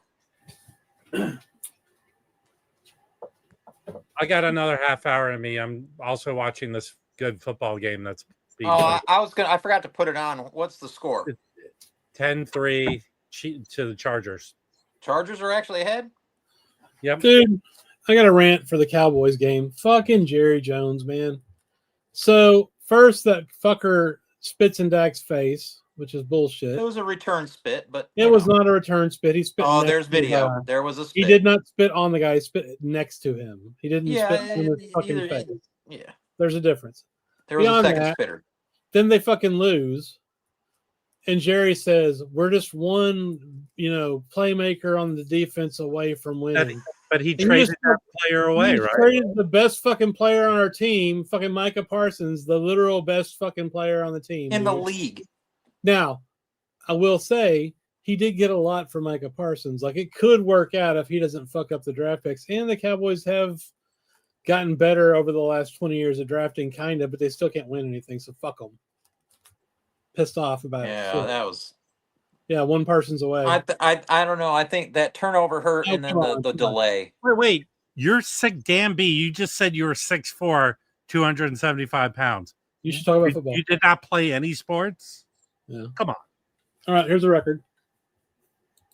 Everyone should own this. Well, I don't know about that, but I like it. Damn it. Oh, you were playing that one today, weren't you? Yeah, dude, this is fucking killer. What? So I don't know that record. Tell So me it's, who. it's got Volker Kriegel. He's a German guitarist. That's his picture. 1972, I believe, is when this was recorded. Yeah, so it's just really fucking cool. This is on MPS. It's 2 LP. It's called Inside Missing Link. Oh shit! It's so Volker Kriegel, he plays electric and acoustic. You got Mangelsdorf on trombone on this. Damn. So it's like electric fucking rock fusion jazz with It's like Kraut. What year is that from? 70. Fuck, hang on. I can tell you because look at Damn, this. I'll keep an eye peeled for that. That sounds killer. Well, just buy the reissue. The original's impossible to find almost. But you can get the reissue for $20 that MPS did like 3 years ago. I just bought one. This is the original tape. So would that the be Krautrock? No. maybe so. Yeah, I don't really know what Krautrock is honestly. So I don't know. We'll have to get you some can records, Chris. I've listened to some of that shit. I don't know. But anyway, this is really good. So it's got Mangelsdorf on it. It's got Alan Skidmore's playing soprano and tenor sax. A guy named Heinz Sauer is playing tenor sax. John Tyler, Eberhard Weber's on bass. John Marshall drums. So anyway, it's really cool. That's top tier lineup, man. Yeah, it's a great lineup. I mean, it's just really good. There, you can listen to it. I don't like it. Well, I mean, just listen to it on YouTube. Yeah, I don't know. It might not be your bag, Rob. You think so? I really enjoyed it. No, I think you'll like this a lot. You like fucking. It's mainly like guitar led, and there's some badass horns on some of the songs. Because the second whole LP, it's just Kriegel on guitar, the drummer, bass, and percussion. Like that's it. So the second LP is just all guitar jazz, and it's all mostly electrified. There's some acoustic stuff, but really, really good. So I have a record similar that's a guitar record. Yeah. But it's just a duo, the Reichel-Nispel duo. It's on FMP. Yeah, it's already scaring me off. Yeah, really, they do really interesting things with the guitars. It doesn't really sound like jazz. It sounds more like Helden or something like that. Yeah. This is one of my favorite records I've heard in a while. I really dig that. That's cool. Good stuff. I'm trying to find more of his stuff, but it's impossible to find in the States. And now I can't get nothing. Yeah, it's fair. Germany. Well, guess what? This one, they're closed for business. They are. This record's on MPS. They reissued it in 2022 on their fabulous AAA reissue series they've been doing since like 2018 or something. They put out a few records every year, and this one's just really great. Well, that brings up something. What's I mean, I don't think you guys order a lot from overseas, do you? No, I don't. All right, then you don't really even need to worry about it. No, only things no, because I'd rather buy it here. I don't want to pay extra. Well, like I looked up one of the Mal Waldron CDs Brendan showed. Yeah, one's an unofficial Russian, and the one you want to get, they're all overseas. So they are overseas. Yeah, it's expensive. How long do you think this is going to go on for, though? Oh, who knows? Until, well, we're not political here. No, well, here's what's going to happen. If the Supreme Court sides with the courts that have already ruled on this tariff matter, then if they're not idiots and they say it's illegal like it is, then all of this goes away and, fuck him, whatever. But in a million years, I never thought, I wouldn't be able to get records because of the Orange Diddler. But hold on. It's not like a lot of this stuff's going to go backwards or change. No, it's just like that. Well, these foreign entities are going to decide, okay, the things end, we'll ship them. That's what's going to happen, you think? Yeah, because the reason they're not shipping right now is because there's not clarity on the policy of what they need to charge. Or how to file it, or how to send it. If you can't tell me they're not taking advantage of. Oh well, we'll just hit you with $34.99 or $100 here or there until someone tells us different. DHL's doing that to people. Yeah, that's fair. That's fine. They're gonna make theirs while they can, while it's up in the air. Yeah, so I mean that's why it's happening. But then, so it's like just complete loser policy to begin with, and then they can't even fucking implement it so that the world can comply with it. It's so fucking stupid. Mm-hmm. It's the most ridiculous third world shit that you've ever heard of. For me, at least have the option to pay the extra and get the record. Right. Everybody's just switched everything to unavailable in the United Right. States. Yeah. Like Discogs is basically useless for me because I only use it for getting almost everything from overseas. I think I've gotten one or two, luckily in the States recently, but damn, everything else is overseas. I buy 99% of the shit I buy is from here. Yeah. Just because, I can find anything. I don't recall buying a Kino Duke record. What record was it? Huh. Who's Kino Duke? I don't know that person. I don't know. No, I'm not sure. Can you elaborate? I don't doubt I bought a record from you, but I don't recall. I don't even know. What label's Kino Duke on? I don't even know. I don't have any records from Kino. Y'all seen this record? I got this one recently and listened to it like twice today. I don't know that record. Can you? Is that a jazz record? Yeah, so it's Freddie Robinson. Mm-hmm. It's called Black. It's not really called Black Fox. So let me see if I can find what I did with the fucking record. I thought it was a blues record when you showed it. It's called The Coming Atlantis. That's the name of it. It's on World Pacific, right? Oh, okay. But they issued it in 1969, and then they sold a bunch of records because the song Black Fox became a hit, like a minor radio hit, and so they reissued it with that as the title, which I think is kind of funny, But so that's an awesome freaking cover photo, right? Yeah. Oh yeah. So this has got Freddie Robinson on guitar, with Joe Sample on piano and Paul Humphrey on drums. So it's got some piano from Joe Sample. It's got electric piano. This is super like soul, just straight up soul R&B jazz from LA. That's a nice guitar right there. Yeah, it is. It's a Gibson. So yeah, I mean it's just killer. There's an orchestra on it too, so it's really I don't know, it's kind of like I would call it like LA soul jazz. It's like very cinematic at times with the orchestra. I mean, the soul music of the late 60s and early 70s was very sophisticated with the orchestrations they did. Oh yeah, think about Marlena Shaw with the orchestra in the background. Well, I mean, just think about even because the drums were so badass. Curtis Mayfield or I don't know, Barry White, right? Like, oh yeah. Anyway, I would highly recommend people check this out. This is like a $15 record too. So, and nice. Man, Freddie Robinson, he should be a known guy because he kind of does it all on here. I mean, he plays like a soul guitarist. He solos like a jazz guitarist. He's got groove in certain, he's just a grooving badass in other places. So anyway, where'd you find that one? I found this one with Louie up in Denton, man. The only store around here that has anything worth a shit. You guys do good in that shop, man. Yeah, it's expensive. It's kind of pricey. Like this is like you could probably get this for $10 or $12 on Discogs, and it was $15 at the shop. So I mean, it's like whatever. It's right there, I didn't have to pay shipping, right? So exactly. Yeah, so cheaper anyway. But yeah, that one was. I bought that one on a whim because it was a Pacific Jazz, and then I was like, man, maybe this is like really cool, and it turned out to be. So here's that classic, old school. Yeah. Label, Yeah, I think they put out some Ravi Shankar on that label. Yeah, they did. They put all kinds of shit on that label, yeah.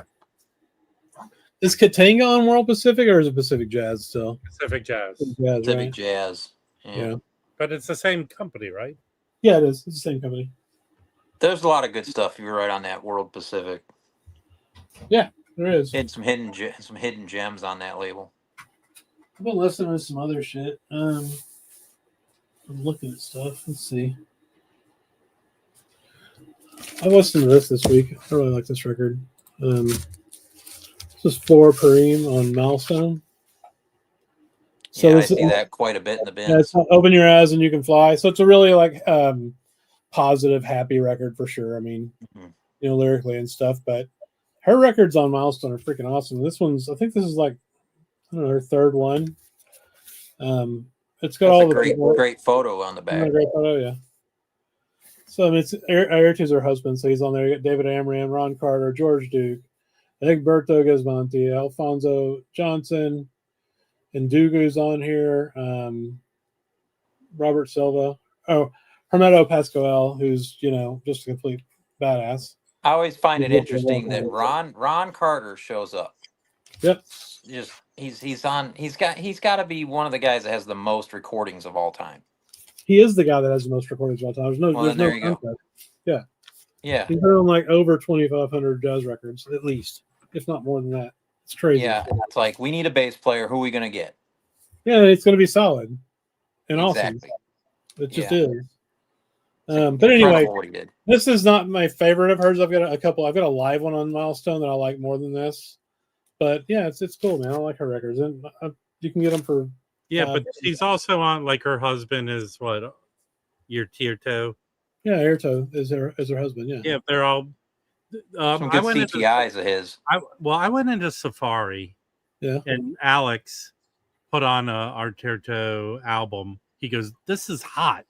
It's like a $10 album. It's the one where he has paint painted on his hands, and he has a beret. Yeah. Infinity or something. Yeah. That's a pretty killer record. Yeah, man. This is good. Yeah, he's got 2 or 3 really killers. Yeah. This is different, and I like her voice, and I like, I'm not really into vocals that much, but I really like her stuff, so I'll pick those up when I see them for cheap. This one I was going to sell, and then nobody bought it on the auction because they're stupid, and so I kept it, and I'm glad I kept it. Let's not bash the people that buy. Somebody should have bought this. I'm just saying. So this is Sonny Rollins' Nucleus. It's on Milestone too. This is a cool record. This is basically an R&B funk record more than it is a jazz record, I say. But so you got Sonny Rollins tenor sax, Roll D'Souza on trombone, Benny Maupins on tenor sax, George Duke, David Amaro, Blackbird on guitar, who's awesome on this, Bob Cranshaw, Chuck Rainey, Roy McCurdy, and Toomey. Basically just all, Toomey's on it too. I will say Sonny Rollins, killer fucking, hard jazz artists that were alive at the time, basically. Yeah, Sonny Rollins' Milestone output is good cheap heat. Yeah. Good cheap heat. Yeah, it is. Yeah. I really like that one, though. I've listened to it a couple of times. I'm kind of in this soul jazz mood, though, so it's cool. Ayrton. That's right, Mazzy. Well, he even mistyped. Yeah, it's not Ayrton, it's Ayrton. That's right. Listen to this finally. Yeah. That's a good record. So this is the essence of George Russell. I only listened to the first LP. It's pretty fucking weird, but I like it. I don't have that record. Yeah, so this is on Soul Note, and they put it out in '83. It's a but double. It was originally on Sonnet, which is a Sweden or Switzerland, not Sweden, I think. Sonnet, Sweden. Swedish label, right? Yeah. So yeah, that was originally on that, but then Soul Note, issued it widely. It's kind of, I paid $40 for it, which I think is a decent price, but it's not a cheap record. No. Yeah. But it's just got a shit ton of people on it. I don't, it's a big band. So if you're into George Russell, I mean, I have that one. You like it? Yeah. I mean, I can't think how many double LP albums did Soul Note put out. That's got to be the one. I don't know. Yeah, I've got this one. That's it, I think. I need to listen to it though and be in the mood for it because I listened to the first LP and I liked it, but I wasn't I don't know. I don't think I was receptive. Take a gummy and listen to it. You have this one? What is it? No. Oh no, I don't. George Russell Sextet. Yeah. This is highly recommended. This is on MPS. Yeah, I have that one. Yeah, that's great. Their version of Round Midnight. So there's one. I think I'm correct on those. There's one George Russell record that he presents, and it's basically Jan Gerbrich and his band. Do you know that? I have that. That's a weird record. I have that too. Yeah, I have a record. Okay, here's a question from Sean Howard, who is a actual member of this channel, and you can be too if you just join and pay us $5 a month. All right. So there's the commercial. Can anyone recommend some great electric bass centric records? Jazz, Well, you mean one, jazz record, Sean Howard? Yeah, jazz A lot of records. stuff that Stanley Clark plays on, he mainly plays electric. Yeah, bass. but the number one I would recommend would be Jocko's record on Epic. Yeah, that's true. That's If that's the number one. That is his best one, and then the Warner Brothers. Yeah. One. I don't have that. Is that good? Yep. It's You from can a get that cheap, radio too. show, live radio show, right? Yeah, you can get that Yeah. cheap. That's good. Cheaper. Yeah, this is legendary. The harmonics that he does. Yeah, get Holy that shit. one, Sean Howard. Yeah, this is. It's not hard to find, but No. it could be a $20 to $40, $50 record. They right? reissued it. Just buy the reissue. I think. Yeah, get the reissue. Org did it. Yeah, or did it? Yeah. Or you can find an original. I mean, my Epics beat the shit. I'm probably going to buy the org and sell the OG because it's kind of noisy. I had to go through like 4 copies to find a perfect one. Yeah, because people listen to it because it's a fucking cool record. You know. That's why you start Word when of you mouth is good. whenever there's records that you can find a lot and it's clean always, then you know nobody listens to that shit. I'm trying to think. Weather Electric. Report too. Yeah, of course. Yeah, Weather Report. Oh yeah, Let's ask the I like robot this what one. it thinks. this is a good one. The live That one's good. Yes. 830. Oh, that's my favorite Weather Report record. I've got like 10 of the records too. Yeah, this one because I think It's got all their cool songs on it, you know. And it's Yeah, live. I really like that one. That's the only one I have. I've kept that one, and I that's my go-to weather report. I would like to get back in the Japan one, live in Japan, or whatever it was. Yeah, the double. So dig this. I've been I'm gonna share my screen here. I've been doing a lot of jazz research with Microsoft Copilot, which is basically ChatGPT, and it's actually been pretty kick-ass. Which is an AI thing. Yeah, it's Microsoft's AI basically. So like here, let me zoom in. I just asked it like, what are some essential electric bass driven jazz records, right? Mm-hmm. So I came up with Heavy Weather. School Days is one that's easy to find. Cheap Heat. True Marcus Miller, like we were talking about earlier. Yep. I don't know Jeff Berlin. Straight ahead jazz played on electric bass, rare and deeply musical. Okay. That might be worth looking into. Scenes from the Neon City by Bunny Brunel. Not fretless work in synth texture. That sounds cool. Sting, not jazz per se, but jazz adjacent. Okay, sure. Michelle Camillo Trio, Richard, a bunch of people we don't know. This one sounds cool though. Steve Swallow's awesome. So, anyway, Nice. it's been a really helpful tool. I mean, seriously, I've been talking to it like a lot. Well, it's cool that you guys had named a lot on that list at the top of the list. Yeah, a couple. Yeah, I mean, it's not like flawless. You know what, Sean Howard, easy to find, cheap is that School Days Stanley Clark. I actually want a copy of that. I went on a. Here's where I like streaming. White cover, right? Yeah, he's in the subway. He's in the subway. It's a very cheesy cover. Yeah.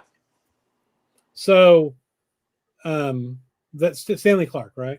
I was like, man, I always see his records and I always skip them because they look cheesy and shit.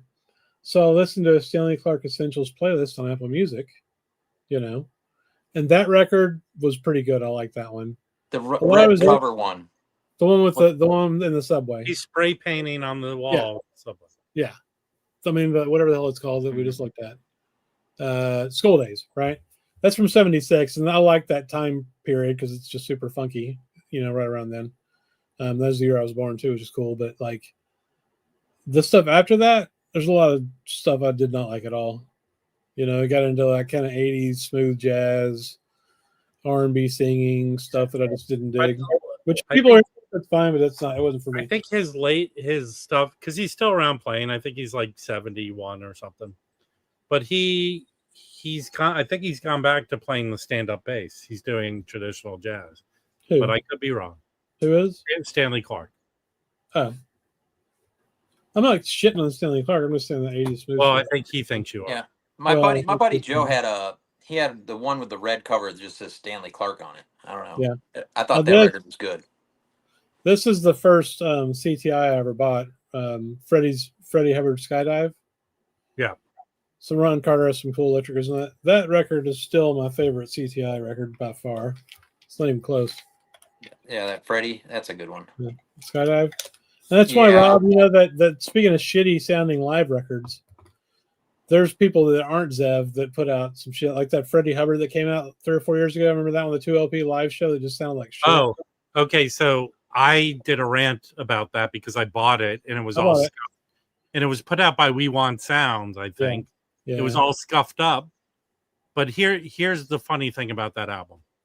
It's from a TV show in France. Right. There's a YouTube video of the whole show that sounds fantastic on YouTube. Yeah. Then you go get the record, which is not the whole show. It's 2 LPs. I think it's not the whole show, and it doesn't even sound that great. No, but it's still.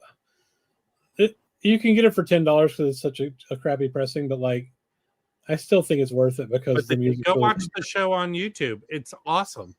And here's the deal: I think Freddie Hubbard was very known for purposely finding young jazz musicians and making him part of their band. That band was all young, and it was George Gables. It was a bunch of guys, and they are like fantastic. Damn it. You don't hear me still? Yes, we hear you. I got confused. Jacob, let me show you. Jacob's asking how to give me money, so I'm going to show him. Why are you trying? He's a poor young student type of guy. Why are you he's not. He's rich. He's a famous jazz artist, so he's got. You got to have some Patreons around here now. Yeah. Okay, look. It's really easy. If you hit the subscribe button right here, it tells you. There you go. Join. Yeah, why are you covering me up? That's not cool. I mean, it's it is what it is. Anyway, that's fun. Spectrum's really great. I'll listen to Spectrum this week too. Okay, that's class record. Here's the secret of it. Like 2 or 3 years ago, they did a or Start Your Year Off Right. Yeah. Rhino, and it was done by Kevin Gray. Sounds freaking awesome. That's such a good record. The clear one, right? Yeah, the clear vinyl. I got it right here somewhere. I'll find it. Oh man. You know, a label that I'm kind of off of is Bethlehem, man. Oh, you're lucky Mike's not here. Them are fighting words. I just don't like that label very much. I only got like 10 records on it, and they're all kind of meh. I don't know. Tell you right now, go buy all the 10 inches. Well, that's fine. Here's another one that's really kind of cool from that time frame too. Here's. I'm just going to grab some records to show y'all that everybody should own. Okay. I'm pulling a Maslov. Remember, people, these are records everyone should own. Yes. Well, now it's pressure. So this is a whack-a-mole? Yeah. Okay. If you don't own them, Chris will come to your house, knock on your door, and punch you in the face. It's a Chris-a-mole. Yeah.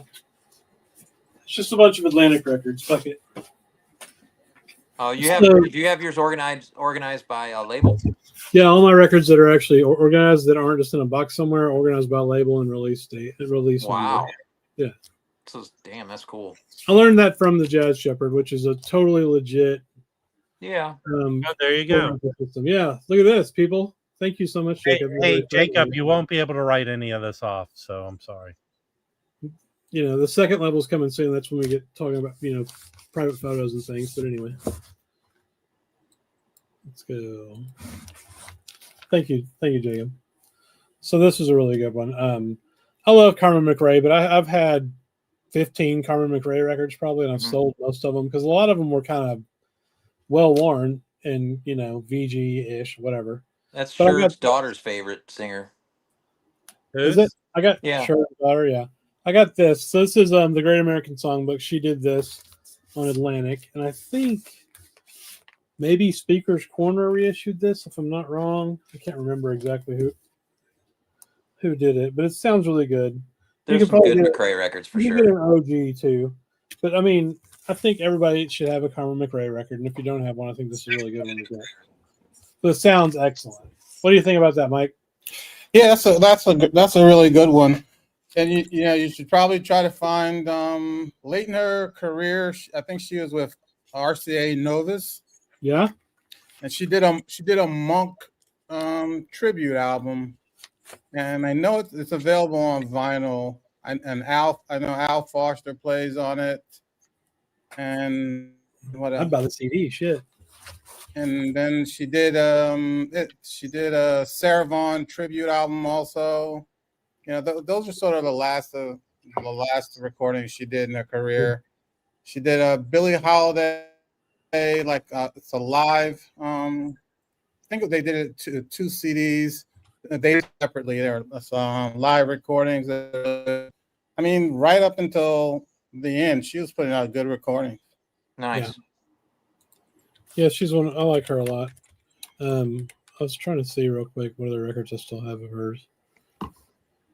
Oh wow, I got rid of most of them. Huh. But she's got stuff on. Oh, I've got a record of hers on Time Records. That's kind of neat. Anyway, okay. Here's another one. So we talked about this one a lot before, but this is a twofer, Chick Corea twofer. Yeah. So the first record is Tones for Jones Bones, right? Yeah. And that's a fantastic album, and an OG of that, or even a reissue, is a lot of money. That's like a $15-$20 record, double. Right.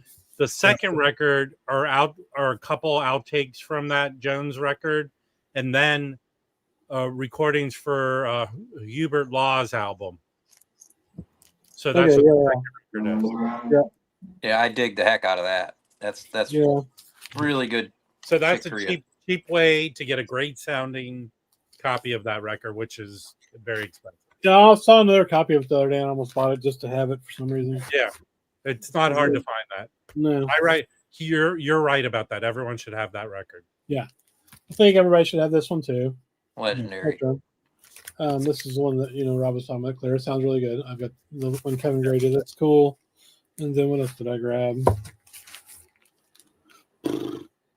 So everybody reissued the shit out of this a couple of years ago. This was on record. It was Sundays, Modern Harmonic. And then VMP put one out. I ended up with like 3 copies of this. Yeah, but it's the same. It's basically the same Modern Harmonic. They just did a color variant. Yeah. Oh, that's a nice press. Yeah, I really like this record. It's really good. So that's one I grabbed. And then I think this one, this is Cheap Heat too. I think everybody should have this record. Mm-hmm. So this is Gary Burton. Was on Atlantic. Yeah, Gary Burton and Keith Jarrett. I don't know why I keep thinking that's an ECM.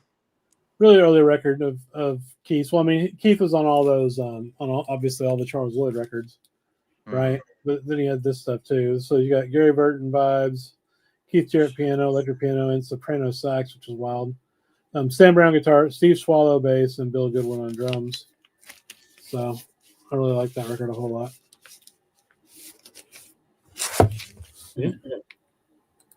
That one, and then like was it Treasure Island on Impulse, right? Isn't that a Keith Jarrett record? Yeah. Yeah, I have that. Those two are good cheap Heat Keith Jarrett records that aren't also hard to listen to because he's freaking out, Hey Mike, counting down 2 months till WFMU here. Oh, yeah. 2 months. Hopefully, I'll be able to make it. Make sure and pull me out a really good bottle of the good stuff. All right. What have you been doing, Mike? I was off. I was on vacation, but I didn't really do much. And because I have like a shitload of days, and then it gets to the point where if you don't take them, you lose them. Oh yeah. I've got like days like from the pandemic that I need to use. So I took like 2 weeks off. Took my daughter back to school and just came back here listening to stuff. So I went back to work was it Wednesday? No, Thursday. And today I went in. And I'm freaking exhausted. And I didn't, it was pretty light, 2 days, but just being back freaking wore me down. Yeah, I mean, imagine never having to do that again and how great that's going to be. Yeah. Jeez, man. Hopefully that's getting close. Yeah. But and I've been listening to some records that I got. I'll show a couple of things. Like recently, I picked up this. The reason I picked it up, Dom showed this on his show, and Thank you, Jacob. this is India Navigation, and I love solo stuff. So what year is that from? Is that 70s? Yeah, I believe it is. Yep, 79. Because didn't that dude go kind of slick jazz in the 80s and stuff? No, he did some of everything. I don't have much of his solo stuff. I have stuff of him, being a side person. What's his name? Jay. I have a few of his records I find in the bargain bin. Solo I vibraphone. think That he's sounds playing cool. like jazz and stuff. I like solo records too. I'm gonna have to check that out. Yeah, and he did a lot of stuff with vocalists too, just vibes and vocals. I think he did something. What's the woman's name? Last name is Clayton, I think, or something like that. He did a number of recordings with her. Then I know I have some other stuff where he's a side person. With Mary Clayton? No. Oh, somebody else. Yeah. Hey, that's Mary Clayton was soul. But that was a good recommendation from Dom. I really like this. Even though I think Alex pointed out that even though it says solo vibraphone, he's playing a marimba. Yeah. And then I've had this for about a month, not a month, maybe it's getting close to a month. But today is the official release day of it. This is field work with VJ Iyer, Steve Raymond, and Tyshawn Sorry. And this is excellent. This is one of the best albums I can say it safely say of the second half of the year that I've listened to so far. And I saw them at Big Ears. They performed there, and I have all the field work stuff. The field work was the first time I heard Tyshawn on drums. That was the first recording that I heard him, and he's like the linchpin on this recording. I mean, they're all playing excellent, but what he does like behind them and in support of them is just outstanding. And it's not like he's taking like these grand solos or anything. He's just he's in all the space. He's like taking up the space, but it's not like claustrophobic where the other musicians can't do what they need to do. Right. That's awesome. This is really amazing. Is that on Bandcamp, Mike? It could be because it's Pi Recordings. You can because it's Bandcamp Friday. Yeah. They're on Bandcamp. Pi is on Bandcamp. Okay, I'm gonna check it. I'm gonna check into that as soon as we get off of here. And what I like also about this is the artwork. This is a guy, his name Charles Gaines, and he does these large works. Because actually I saw an exhibit when I went to Phoenix the last time I actually was in the In-Groove. They had at the Phoenix Museum, they had a retrospective of his work. And this is a great cover, but it's even, if you ever get a chance to see his stuff up close, it's even better. Damn. So highly recommend that. I'm gonna get that for sure. And then this is something I got a couple of weeks ago.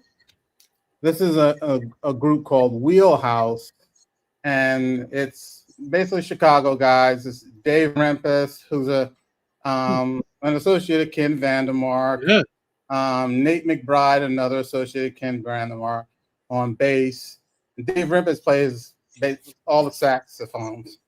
And Jason, I may be mispronouncing it, Adazewitz on vibes. And this is really good.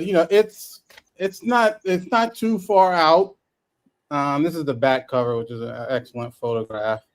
And this is recorded this year, but just like with field work, they had recorded, I think it was like 17 years between recordings or something like 19, 17 years.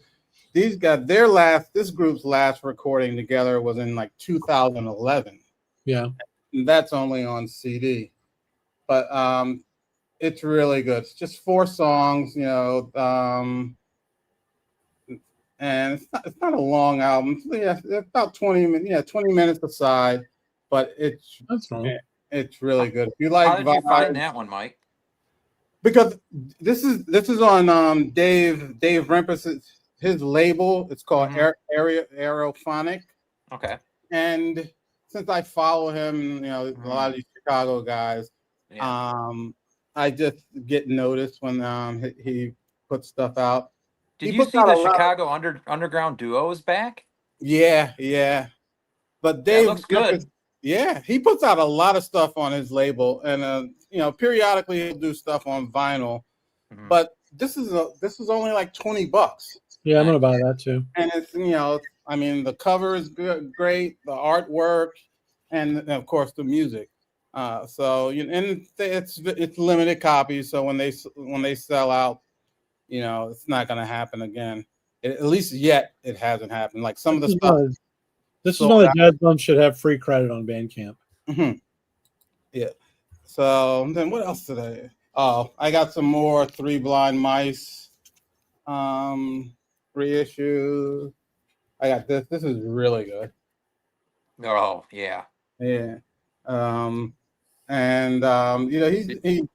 They do a quartet, and they Is do. BBE doing those? Huh?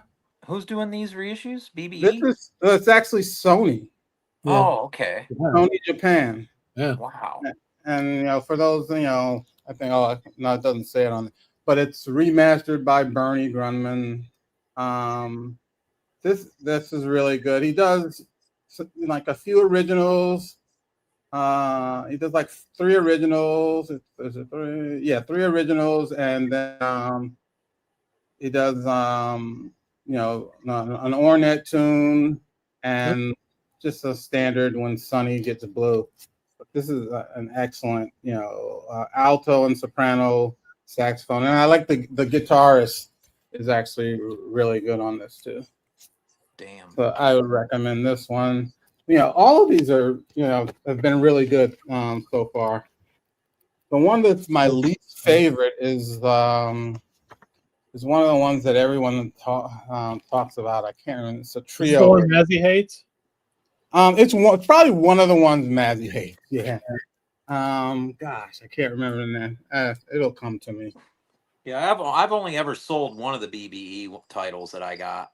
Yeah. I couldn't get into one of them. I can't remember what it was, but everything else I've loved on those Japanese records. Yeah. And then this is something I know I showed this before, but I want to show it again because it's so good. There's this vocalist Ganavia, and this is called "Daughter of the Temple."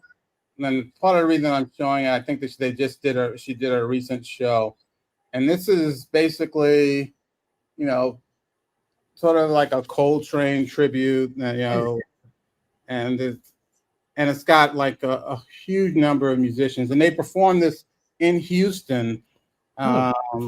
You've got Emmanuel Wilkins, who else?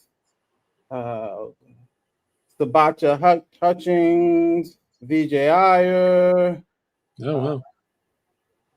Wayne Shorter is on voice, beads, and bells. Just a whole bunch of people. And it's just so good. Her voice is amazing.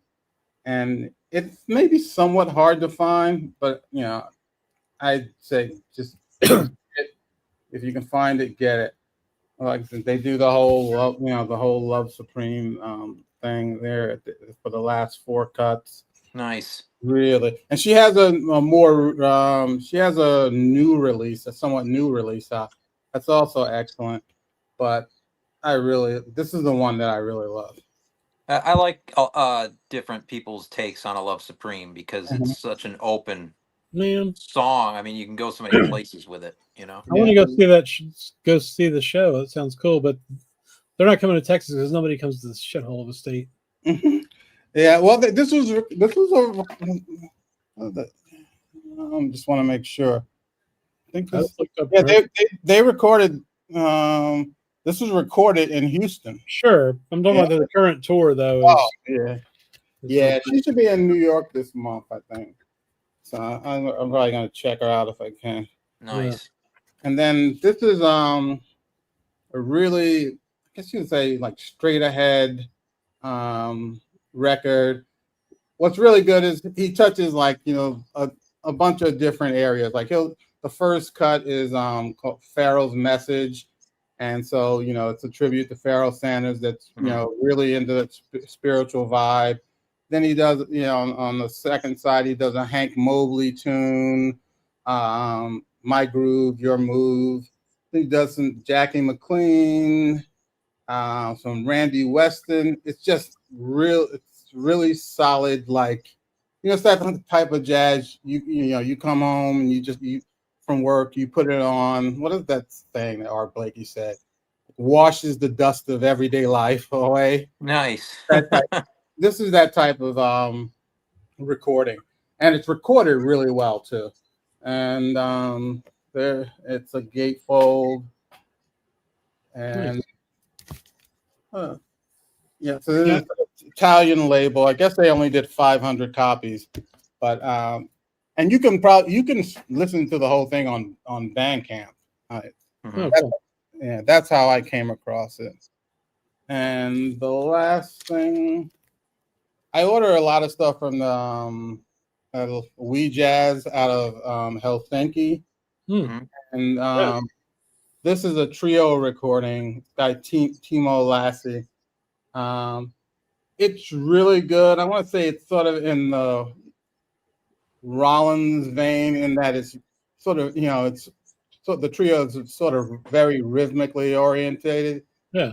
And this is a live recording, and it's really good. The recording quality is not that great, but I think the performance is really good. And this is on We Jazz's on their label. So that's about it. That's what I'm sort of, that's been the stuff I've been going back and listening to this the past couple of weeks. Good variety. I'm gonna get that Fieldwork record for sure. And I think that's the hit. Well, the second one, I'm more into the second one. Is Jeb Bishop, you say, on that second one? Which was the second one? One of the Vandermark dudes? No, it is Dave Rimpus, Jason Dayswit, and Nate McBride. Yeah, who's the guy? There's a guy named Jeb something that plays like guitar and like trombone. I know you're talking about. I can't recall his name. And this is the first. This is the first of that group, the Wheelhouse group that came out it was recorded in 2011. No, it was recorded in 2010 and released in 2012. Actually, that's cool. They got back together. Yeah. So over 10 years. Got some CDs I've been listening. Yeah, I like VJ Iyer and that drummer. That's Sorry. I mean, dude. There's a Tyshawn Sorry that record's got an all black cover. I wish I could think of the name of it. I still need to get that record. I gotta just get it. I got this. It's killer. So I bought some CDs again recently. Really enjoyed this one. Oh yeah. So it's Steve Lehman Trio plus Craig Taborn. I just love Craig Taborn on piano. Yeah. So you got Matt Brewer on. So Steve Lehman alto, Craig Taborn piano, Matt Brewer acoustic bass, and then Damian Reed on drums. This is on Pi. It's on that same Pi Recordings label. This is pretty recent, right? Well, I don't know. I don't know when it came out. Whatever. I don't know how recent it is. But that's really good. It's funny. I went to see this guy. He actually plays with a bass player. He plays with Steve Coleman. Had this series. Was called the Harlem Atelier series, he had all these musicians, and actually he's still doing it now. But he had gotten a Guggenheim Fellowship, so he basically rented space in this brownstone, and basically throughout the summer, he would have performances, like different performances. I went to see Luke Stewart there, and Luke Stewart has a record on Pi, and they had some other performances by Pi recording artists. So the guys that own the label were there. Oh no shit! And they were selling records. So, and this was before Fieldwork came out. And I was talking to him, and I told him, I saw him at Big Ears and looking forward. And I pre-ordered it, and he said, yeah. And that's what he told me. He said, yeah, that's actually going to get to us early, because the release date was today. Oh yeah, you said you've had it for a month. Yeah, and and that's what I like about them. When if the records come in early, they ship it out. They don't like, oh, we gotta wait till the official release. Yeah, I had that recently happen too. The band Pile. It was supposed to be like September release date, and boom, they moved it up when they got it in earlier. No, I haven't listened to this one yet. You know this one, Mike? So this is Steve Lehman. It's Steve Lehman. I don't have it. I know what it is. Yeah, Orchestra National de Jazz Ex Machina. So I don't really know anything about this, but that's supposed to be really good. It's got a big band. Yeah, a bunch of people. It's like a big band. So I'll be interested in that.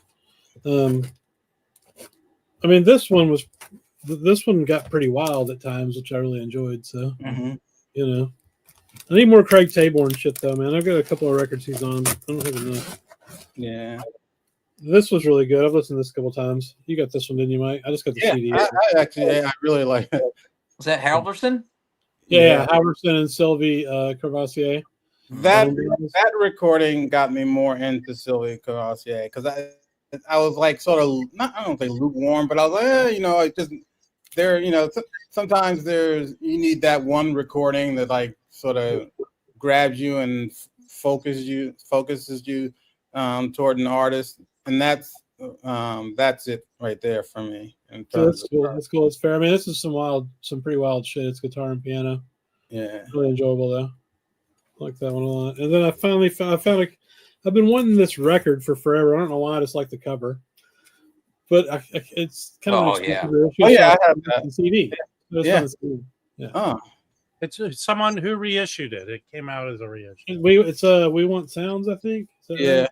Yeah. They did. Chris. Yeah, We Want Sounds. Yeah, but Make sure you get the other volume. $55. Yeah, the issue is $55. So this is really? Yes. Yeah, it's expensive.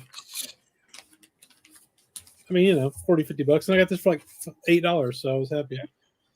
So it's Masahiro Togashi session in Paris with Don Cherry and Charlie Hayden. So yeah, I've only listened to this once. I need to listen to it again. Mm-hmm. But I was really happy to find that. And that was a great find. I've shown this before, but I don't care because it's killer.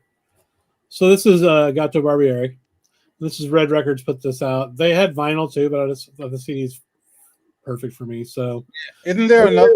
I don't have the second one. So it's called Gato Barbieri Lost and Found. It's him playing with some Italian guys, and there's standards.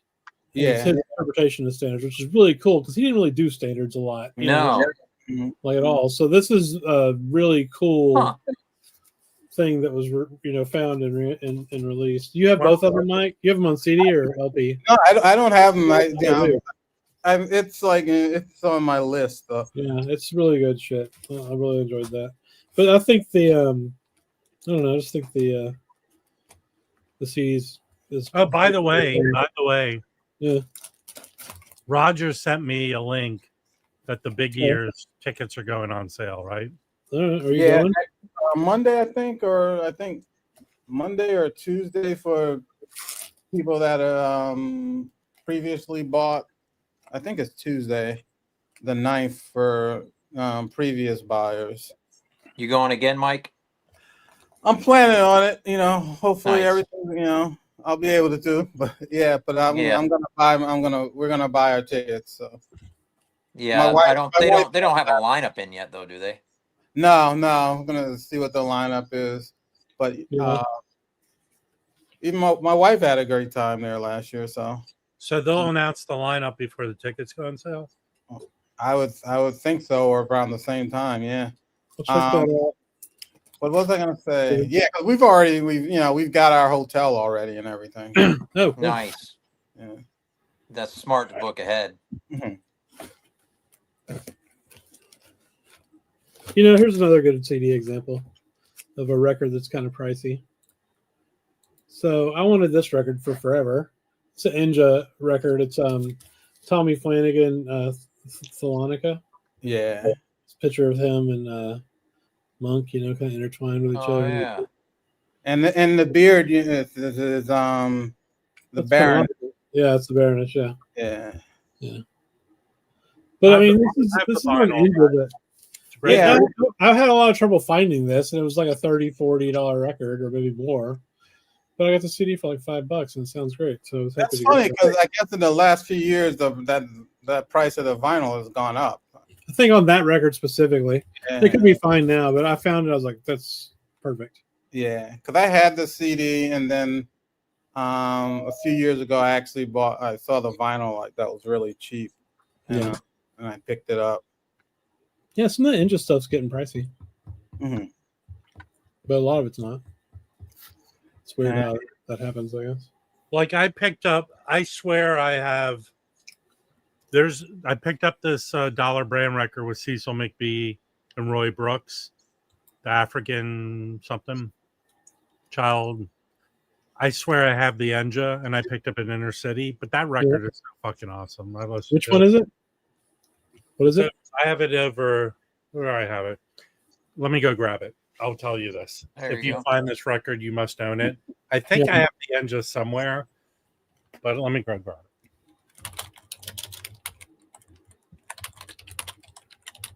Weren't you listening to that Swedish CD I sent you, Chris? Oh, saw you shit. posted Yes. Yes. What'd you think of that? That's killer. You're an idiot for sending it to me.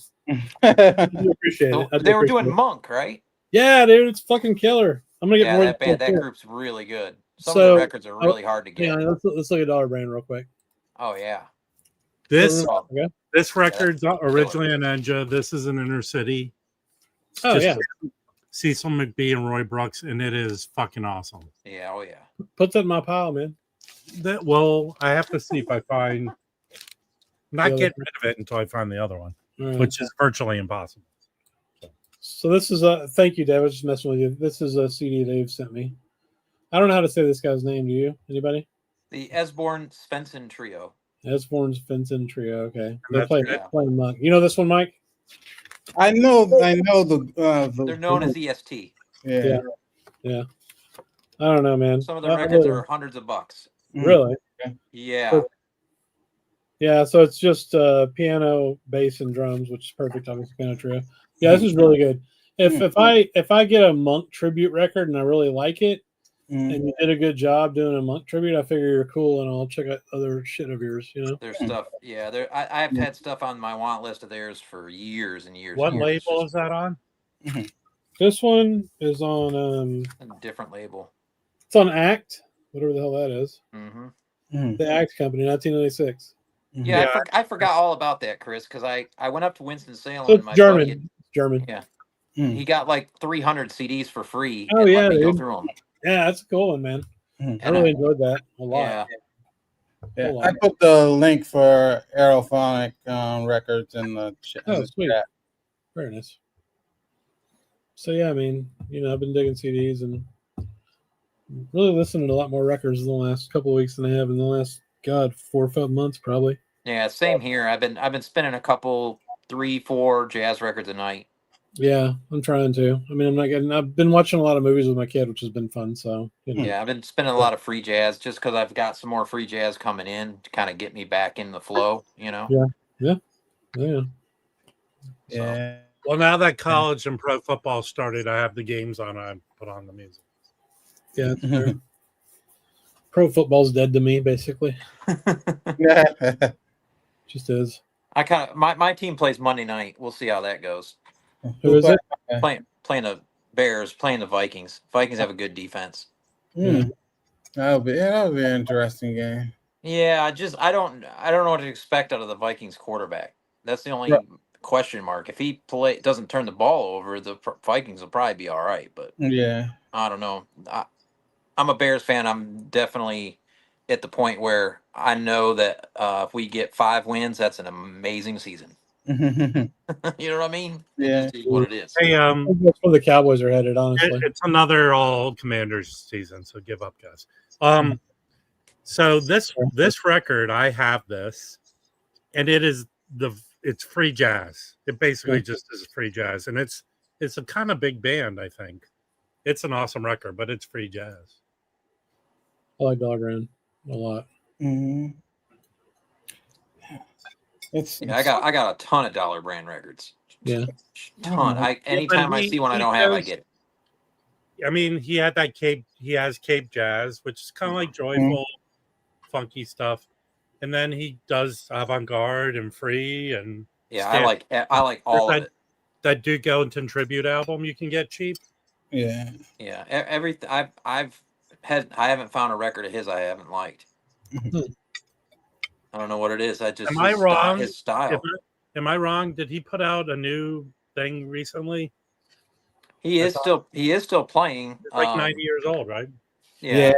I mean, he doesn't go by Dollar Brand. He goes by Abdullah Ibrahim. Yeah. Right.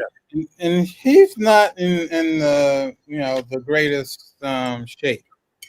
Yeah. You know, I saw him. This is maybe close to 2 years ago. It was Jason Moran had put together like a Duke Ellington tribute, and it's like a variety of players: Joanne Brackeen, young guy Makai Thomas, Bertha Hope, and Dollar Abdul Ibrahim. Yeah. Mm-hmm. And he was the finale. And I think it was probably his daughter, had to help him to the piano chair. But once he started playing, it was like, all that, Yeah. And then, I mean, he even like started, at the last song, he started singing the lyrics and everything. It was, he summoned the strength to put on a really good performance, but he was very frail, very frail. Okay. Yeah, it's funny. I think it was earlier this year. I talked to Van at Decibel, and he was starting to book acts in the record store, and he was talking about trying to get Dollar Brand to come play there. Ibrahim.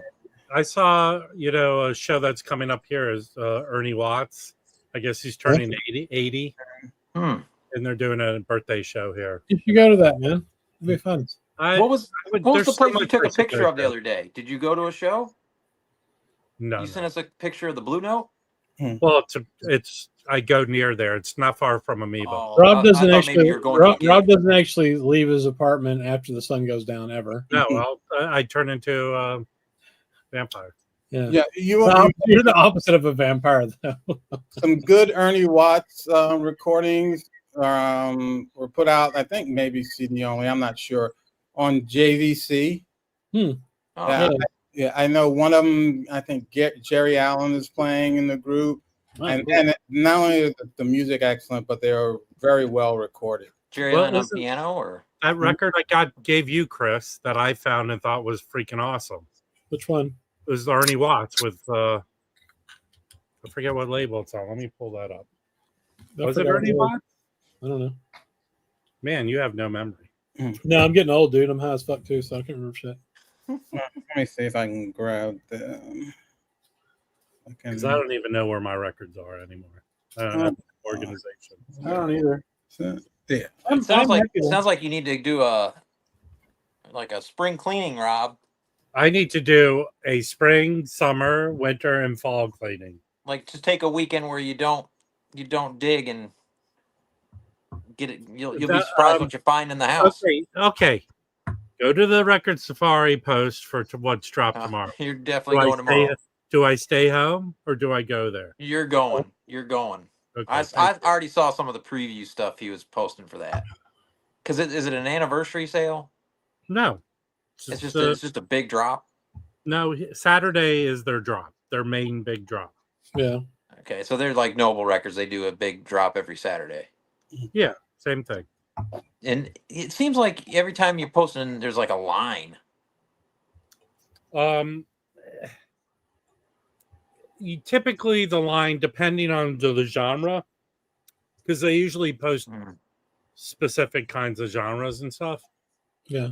It will be the initial people that get there early will be about 10 people ish. And then closer to opening, because they let everyone in.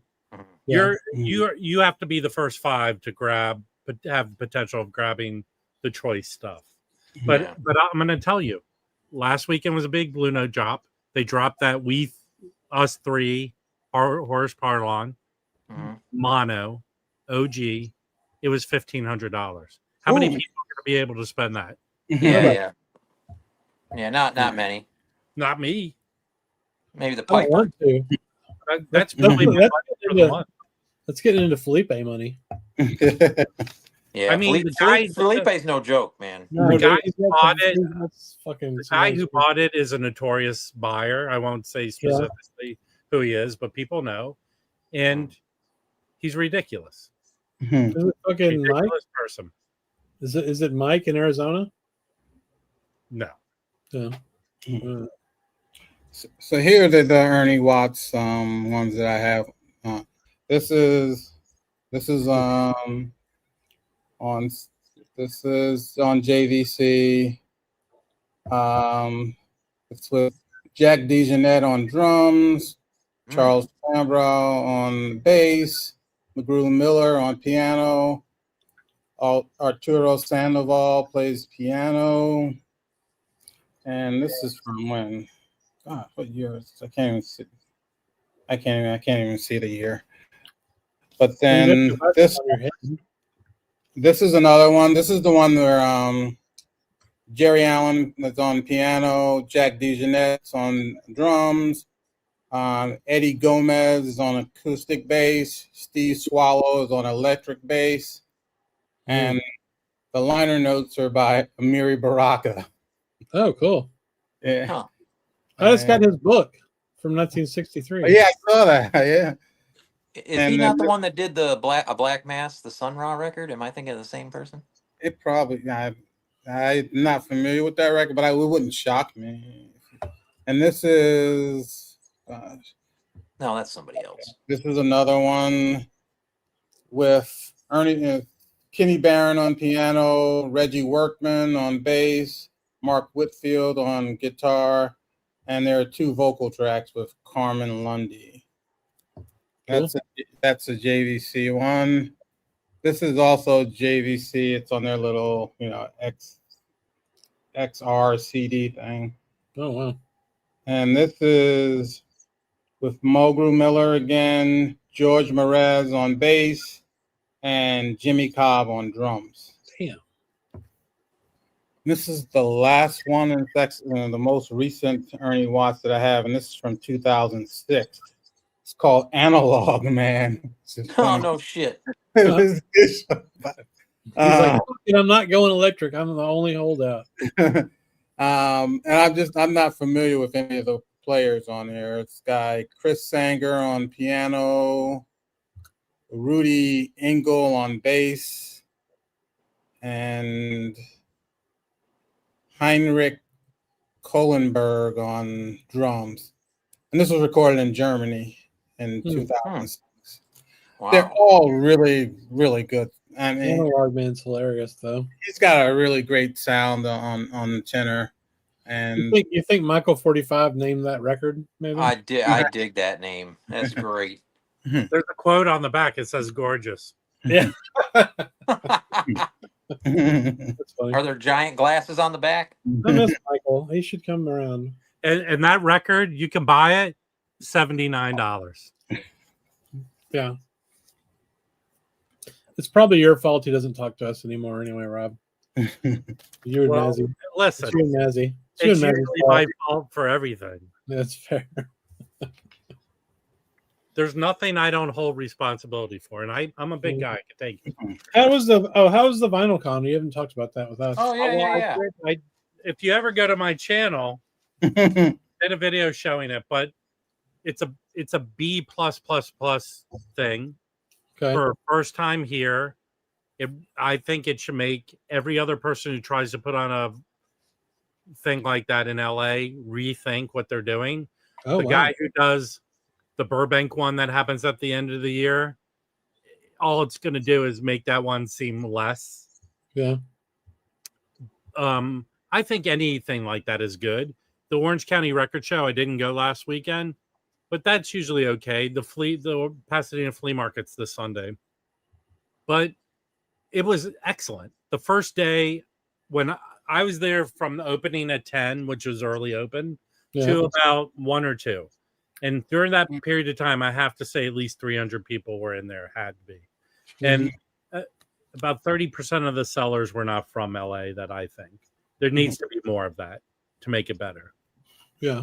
But Amoeba was there selling stuff. I found good stuff there. And every record when you bought from them, they give you a $5 coupon to use at Amoeba. That's the way you do it. Killer. Yeah. And the thing that the guy did that I think subsidized it is Monster Energy drink was there. Coca-Cola was there. Yeah, it's a con. They're trying to make it like a convention. Exactly. Right. And here's the amazing thing. We were talking about double flippers and stuff.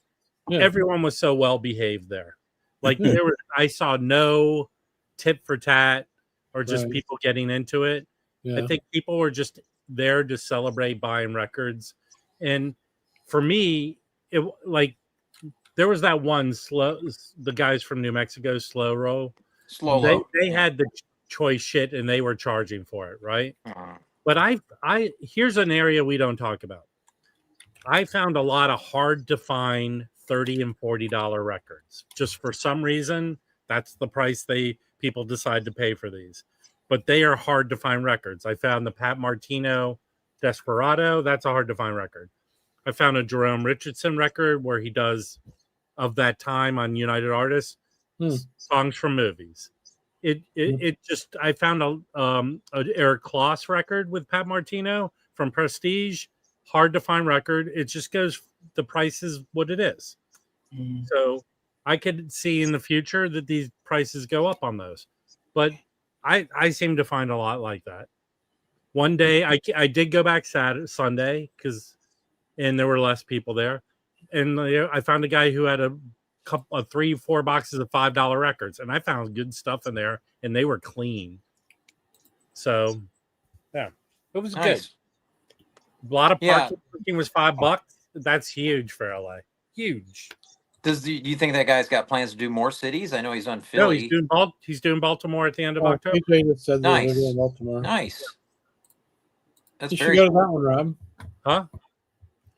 That's a little early for you to go out there for Thanksgiving. Well, when is the New York thing? New York is the second weekend in November. Yeah. My problem is maybe I might take all of November off because since I've had my job for a long, long time, I don't take vacations. Right. I just go away when we have breaks. So I'm going back for Thanksgiving to visit my family. I don't know if me staying there for 2 weeks will make me go mentally insane, but we'll see. Yeah. Yeah. 2 months till WFMU. Here's your problem, Roberto. You over romanticize every fucking thing. So Michael 45 is copying the Jazz Shepherd, and he's opened a coffee/record shop. Yeah, you'll get diarrhea every time you go there. You think he'll so play is he DJing for in like old folks' homes now too? I don't know. Is he playing the MoFis that he paid $500 a piece for? He's coming up with a line of turtlenecks, everyone.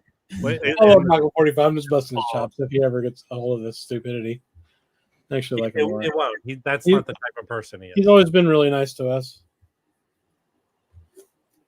Especially when I was totally shit-faced and almost died from alcohol poisoning. I did like a 10-hour stream, and him and fucking Rojas showed up and built my balls. You served a purpose. Fucking you weird, served dude. a purpose for him, Chris. I never watched any of it, and I don't remember any of it either. Like literally, I just were they out flexing each other? No. I don't know. It was. I don't even remember. I don't remember, dude. I drank a 12-pack of beer. I was so shit-faced. It was just me and them two. Yeah. Wow. And you were hammered? Oh my God, yes. Yeah, but when is he not hammered? Come on, dude. There was another one. It's fun. I drink every once. This stream starts at 8, and you come on toasted. Hey, by the way, everyone, early your time, man. I'm on the East Coast. everyone who's watching now, plan accordingly. It seems like the stream will go 7 hours tonight. No, listen, well, I mean, if y'all hang out, maybe. I'm going to probably go to 8 because I want to listen to one of these records I bought. What's the score of the game, Rob? 20-12. Yeah, Chargers are hanging Chargers with still them. winning? Yeah, they just scored on their last possession. Who are they playing? Chargers versus what? It's in Brazil, though. Kansas City. Yeah. Oh, Kansas City. Are y'all excited that Tay-Tay's getting married? Isn't that fun? Wow. Taylor, come on. Who cares? They'll be divorced. Oh, they won't. Why do you have to be a hater? God damn. Oh, that's, Okay, that's, You're like a fucking. I don't know if I give it 3 Hold on. months. I'm going to free up your next 5 years with information so you can just worry about music and jazz. Don't talk shit about Taylor. All right. They get married. Yes. They've tried incessantly to have a kid, but Taylor just can't hold that egg in her belly. Why would you So say they that? hire a surrogate. That goes miserably. After 7 years marriage, they finally have a kid. It tears them apart, and there's a divorce. No. Now you can go. You can go back to collecting records, Chris. Rob, here's what happens. Here's what happens with them. Once Okay. he retires, he can't hide the other out of town women. Do you know what I'm saying? You know, I don't. And then she finds out, and then it's over. No, well, It's I curtains. think she's 3 not months. dumb. I think they settled that, but she's. I sound like a bunch of boomer Trumpers on Isn't she Facebook. in her mid to late 30s? I don't know. Yeah, I don't think he wants a baby. She can't have one. End of marriage. Thank you. Let's move on to the next thing. Sounds like a Manosphere stream suddenly. No, it's just he's gonna retire and he's not gonna be able to handle being Mr. Swift. No, well, here, let me tell you. And this, there it is. Mike. Maybe. And I'm predicting this now, and everyone will know I'll be right. Have you seen The Rock That lately? hasn't happened ever yet. So. The Rock lost like 60 pounds. Okay. So The Rock, in The Rock's new movie, he's getting critical raves. So he could be on his Oscar path. That Kelsey dude is the next Rock in movies. Ooh, He is the that'd be next cool. guy. That'd be cool. I bet you he'll do what John Cena did about 15 years ago. Yeah. And when Vince McMahon was producing shitty movies. Yeah. He made that Marine movie. Yeah. He'll make a movie, be the next guy. That'd be cool. I like the Rock's had some good moments in movies. What was that Walking Tall remake? Was pretty kick ass. Yeah, I like that. His first movie was the one with Stifler, where they go into the jungle. That was funnier than hell. That was funnier than hell. Yeah, it was. It's good. I didn't think I'd like it. I saw it in the theater. He did An ex-girlfriend. It was funnier than shit. right? Didn't him and Chris Rock do some movies together? Or was it somebody else? No, shit. He just did some with Jack Black.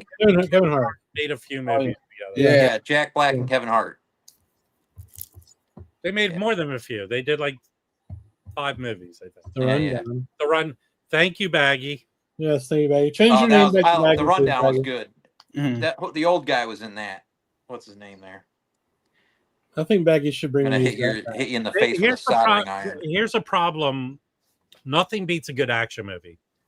Here's the problem: when the best action star movie guy is Jason Statham, and he's 56 years old, you need some young guys to come in and make these actions. Yeah, agreed. Yeah. What about Keanu? He's still doing the. Is he still doing the John Wick stuff? Keanu Reeves is like 62 years old. No, he's not. He's going to be on Broadway. He's on Broadway. I love Keanu. He's amazing. So, Mike, I started making I made 2 lists. Hang on. So, targeted wants at the fair. Yeah. Is that So, I got a list of LPs, and then I got a list because there was a couple really good 7-inch vendors. That one guy that was there was a guy with 78s next to him. Yeah. He had a lot of good 7-inch records, and I never got a chance to really go through them. So I made a list of like 25 rare 7-inches to look for. So I've got a list. So I'm just gonna hand it to the guy. Do you have any of these? You know what I mean? And cut to the chase. You know what I mean? Like, just if you got it, let me know. I'll buy it. Yeah. You know? I usually don't do a list, but I this year I think I'm gonna do just a small list. I don't think I'm gonna buy that much, but yeah. Me neither. I'm not going to buy a lot because I have to get on the plane. Well, 15 records is what I'm trying to do. You know what I mean? Yeah. 10, 15. Like last year, I think I got 9 records. Mm-hmm. I mean, I didn't get to really dig the second day though. Yeah. So I probably would have gotten, probably 15 or 16 records or so. Mm-hmm. But I yeah, don't ever. Do you generally have a list, Mike? I just buy records I see. No, I generally don't. So the that's list why. is just That's for the why. vendors. That's why I'm going to try this year and see how that works out. Yeah, see, I learned this from my friend Art when we go to the conventions in Charlotte. He always has this written list. It's just stuff that he's always been looking for, Yeah. and he'll hand it to the dealer. You got any of these? Especially if the dealer's got a ton of stuff. Right. And the guy will look at, oh yeah, and he'll pull one out and put it in his hand. He's like, holy I got it. There it is. So I'm gonna, especially with the 7 inches. So I didn't do that last year, and if I would have been able to hand it to that guy. And because there's some rare, and a lot of it, I try to focus on stuff that is New York artists from the 70s. You know what I mean? This is like next level shit. I never thought about making an actual list. Yeah, it works for Art. I mean, every time he always has it in Charlotte, and he always gives it to the guys. Hey, do you have this stuff? So, or he can also, if he forgets, he goes, oh yeah, I'm looking for. I'm not a list guy. That's not my fun. It's fun to put together. Yeah, I understand, but like everything I showed you that I found today, I didn't know I was going to find any of these. I'm not a list guy. I'm not a list guy. Yeah. No, I do that too. I mean, I it's all about the dig. You know what I mean? But Can you say that again? Can you say that again? I was looking like this today at records. Oh my god, no! Can you say I'm not a list guy again? I'm not a list guy. Mr. Swift just scored a touchdown for Kansas. Sick. Yeah. Very nice. But they missed the 2-point conversion. So Chargers still up. I just like it. I just like their thing because all the right wingers hate it. So it makes me happy. Oh, they do? Yeah, because they hate Taylor Swift because she thinks Trump's an idiot. So, But speaking of the list thing, what I'm gonna do is my list is gonna be like to plug holes in my collection. Yeah. That's really what the point of my list would be. Like there's some like Black Saint Soul Note stuff that I don't that I want. It's not like I'm like like what I say like Grail stuff, but stuff that I really like and I don't have. That's my objective. What the guys do that I talk to quite frequently on Instagram, like Dom and Brandon and Alex and them. When we went last year, we shared each other's lists with each other. That way, if I'm over at a different vendor and I see one I know Dom's looking for, I'm gonna go and put it in Dom's hands. Or call Dom over, hey, come get this. Or you could be like Robin, buy it and then show it to him afterwards. Well, or you can hang out with Chris when he pushes you out of the way to grab a record. Hey, man. Oh shit! Yeah. The can give you that Derrick Henry. Yeah. Yeah, but that's we shared our list, and then you take a mental note. Oh yeah, okay, all right. Yeah. And if there is one we're both looking for, then for me, great, you can have it because that saves me money. That's the way I feel about it. I ain't gonna be hurt. Right. Because I showed the list to the guys the other night. I was like, yeah, I'm looking for Albert Eiler Spirits. And Brandon's like, I will fight you for it. And I told him, well, I got long arms and I'm scrappy. Yeah, exactly. But if he wants it, it's normally like $800 to $1,200. Oh, okay. It's all good. Go ahead. I'm going to do my best attempt to spread peace. Okay, it's not worth it to fight over records. No, there's so many other better reasons to want to punch someone in the face. Yeah, we're totally joking, but it's fun. It's just But that's a fun thing, if you share your list and then you got people with you at the convention, you might. I have just as much fun finding something for someone else as I do myself. Well, there's a guy who I see when I go record shopping, especially at Safari, and we've kind of developed a nice kind of rapport, friendly rapport. Yeah, he came into Atomic where they filled out. Remember that weird collection they got? Yeah. And a lot of the stuff I was able to pick up. If you watch my jazz hall that I did a live stream with Mike, and the stuff so that was from Atomic. No, it was from all over for 2 weeks of shopping. Okay, but I picked up a bunch of David Murray stuff and stuff I left there because I had it, and he was there, and I just pulled it out and like said, "Here, this." Oh, he goes, "I don't have this." There you go. So look, I mean, do I hate people? 100%. Do I hate other record shoppers? There are some, but generally, it's the place of Zen to have. You don't want to have with people in there. Yeah.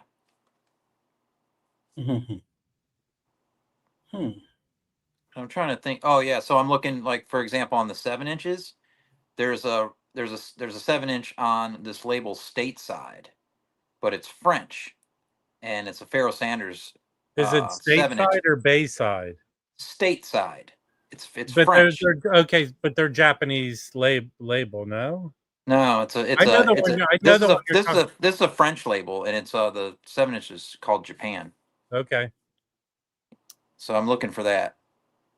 That goes for a lot. Oh, Alex is saying your elbows are like I don't even know what that is, Alex. You're gonna katanas. You have to speak to me or type. Yeah. Alex is just sore because I videoed him videoing going into Amoeba. Did you know your brother was bidding against you, or you found out later? Who? What was that question? Look, no one has anything as good as you would do, Mazzy. They don't have coffee. Hey, Roberto, do you even really speak to anybody? That's my question. This game's getting tight. Is it tied? No. Oh. But everything's happening the way it usually happens right now. Oh, the Chiefs win at the end. Well, they got a good 10 minutes left. Chiefs are good about winning games. Close games. Well, here's where I will not stand for this. You're 100% wrong. The only reason I'm able to function as a human, I'm 80% coffee. Yeah, we can. Oh, really? Yes. Yeah, I have to have coffee every morning, or it's a bad day. Yeah, and I can fall asleep. I'm usually maybe once every couple of weekends. I can drink coffee before I go to sleep. I have no problem. Me too. Do that to me. Well, yes. I take some pills, so What? First down for the Chargers. Oh, are you a Chargers fan? I like the Chargers. I'm a Commanders fan. When it comes to football, I don't like the whole. A lot. When I was born in Buffalo, so like when I was little, it's like it was a novelty. But I was a Redskin Commanders fan. But I like the Chargers. I always go for the underdog, but I don't like the same team winning all the time. That's me. Well, do you think Trump should prevent them from building a stadium because they won't change their name back? Yeah, he doesn't have the power to do that, first of all. So it doesn't matter. They've already agreed to build the stadium. I think they're putting the financing in place, and it's going to be built on the old RFK Stadium site. Oh, cool. I was surprised. Really? I was back there and rented a car and went by that area because that's sort of where I grew up, on that side of Maryland, and it's still standing. That's amazing. That thing is still there. It's rusted in place. That's where they were supposed to build. They were supposed to build the Nationals stadium there, but they didn't. Tea is the biggest scam only when you're eating Asian food and when you're sick. What the fuck? Okay, hold on, Norman Maslow. A lot of hate in there. Iced tea. Comments, Mazzy. Okay, here's the deal. Iced tea is awesome. How do you make iced tea? You have to brew tea, right? Yes. Iced tea, and especially mixed with lemonade, one of my favorite drinks. Arnold Palmer. Yeah. So, but compared to coffee, the hot beverage is coffee by far. Oh, for sure. Yeah, for sure, dude. It's a no-brainer. Hey, like if I don't have coffee in the morning, I'm like in jail.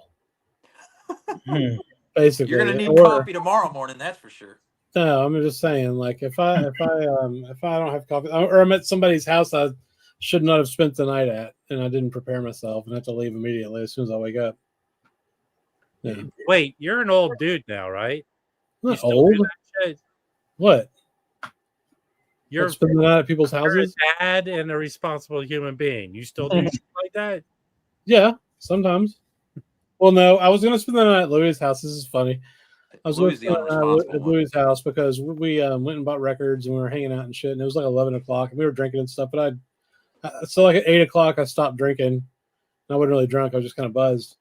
And I was like, I don't think I'm going to spend the night. I think I'm just going to drive my ass home because I'm old and I want to be in my own bed, you know? So Okay. Listen, Chuck T.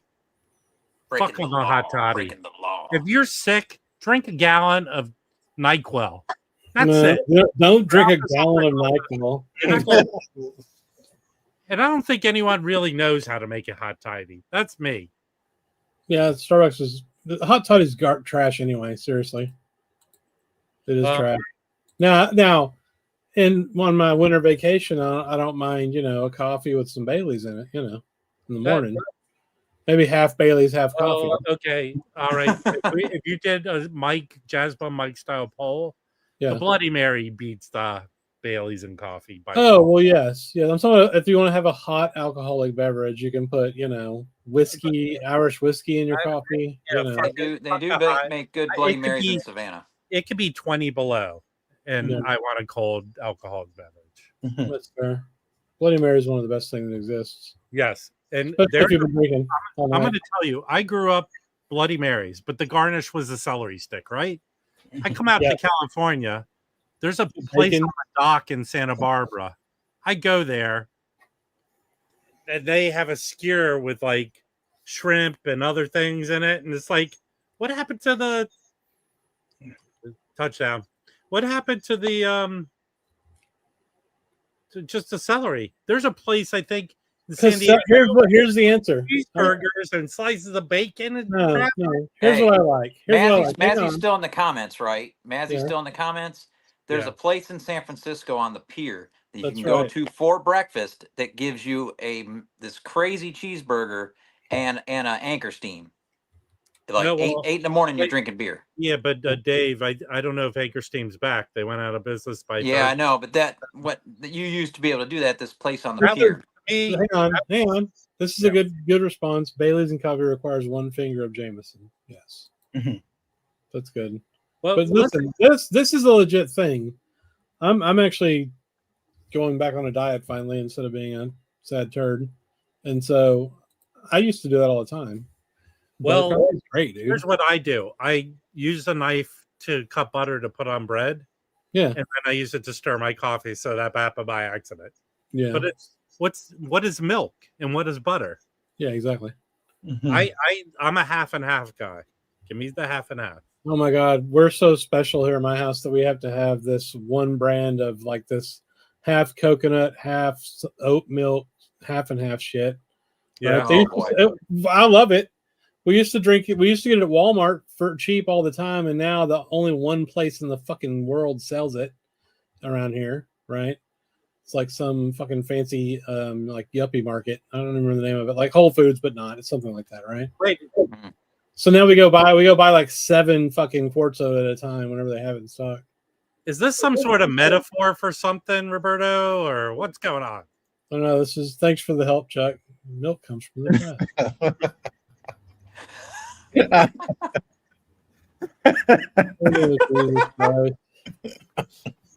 I can't drink. That's the winner of comments tonight. Yeah. Here's how I do it now. Champion. Okay. I do my coffee I make in a Chemex, very strong coffee. I mean, I put extra scoops in there. I don't weigh it out. I eyeball it.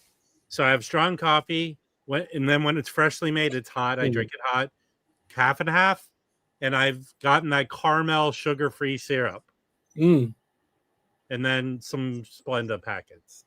That's it. Red's Java House. Now, yeah. Thanks, Mazzy. So do you drink it hot? Rob? I drink my coffee hot, and then I make extra coffee that goes in a tumbler in my fridge, and that makes my iced coffee. I don't like cold brew.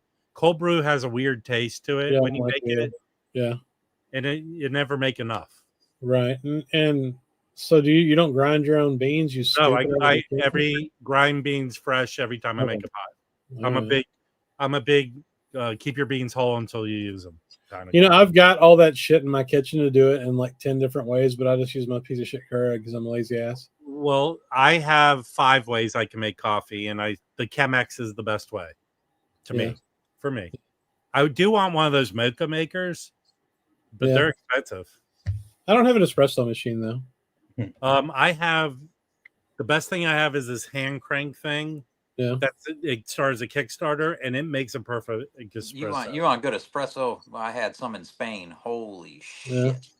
Well, here's the thing. Over there, they eat a lot of pork, a lot of ham. So you've got to have a strong espresso to keep yourself from dying. Fair. I'm telling you, like every single phase of every meal has pork in it. That's there tomorrow, Dave. Good God. What do you think he's going to have on that sucker? Well, I think he kept the high price stuff for last week. Here's another thing. I don't know. That ain't going to be cheap. I wouldn't mind grabbing that. I have an original of that. That doesn't go for crazy money as far as Blue Notes go. They got that. Nice. Came out as a tone. That one.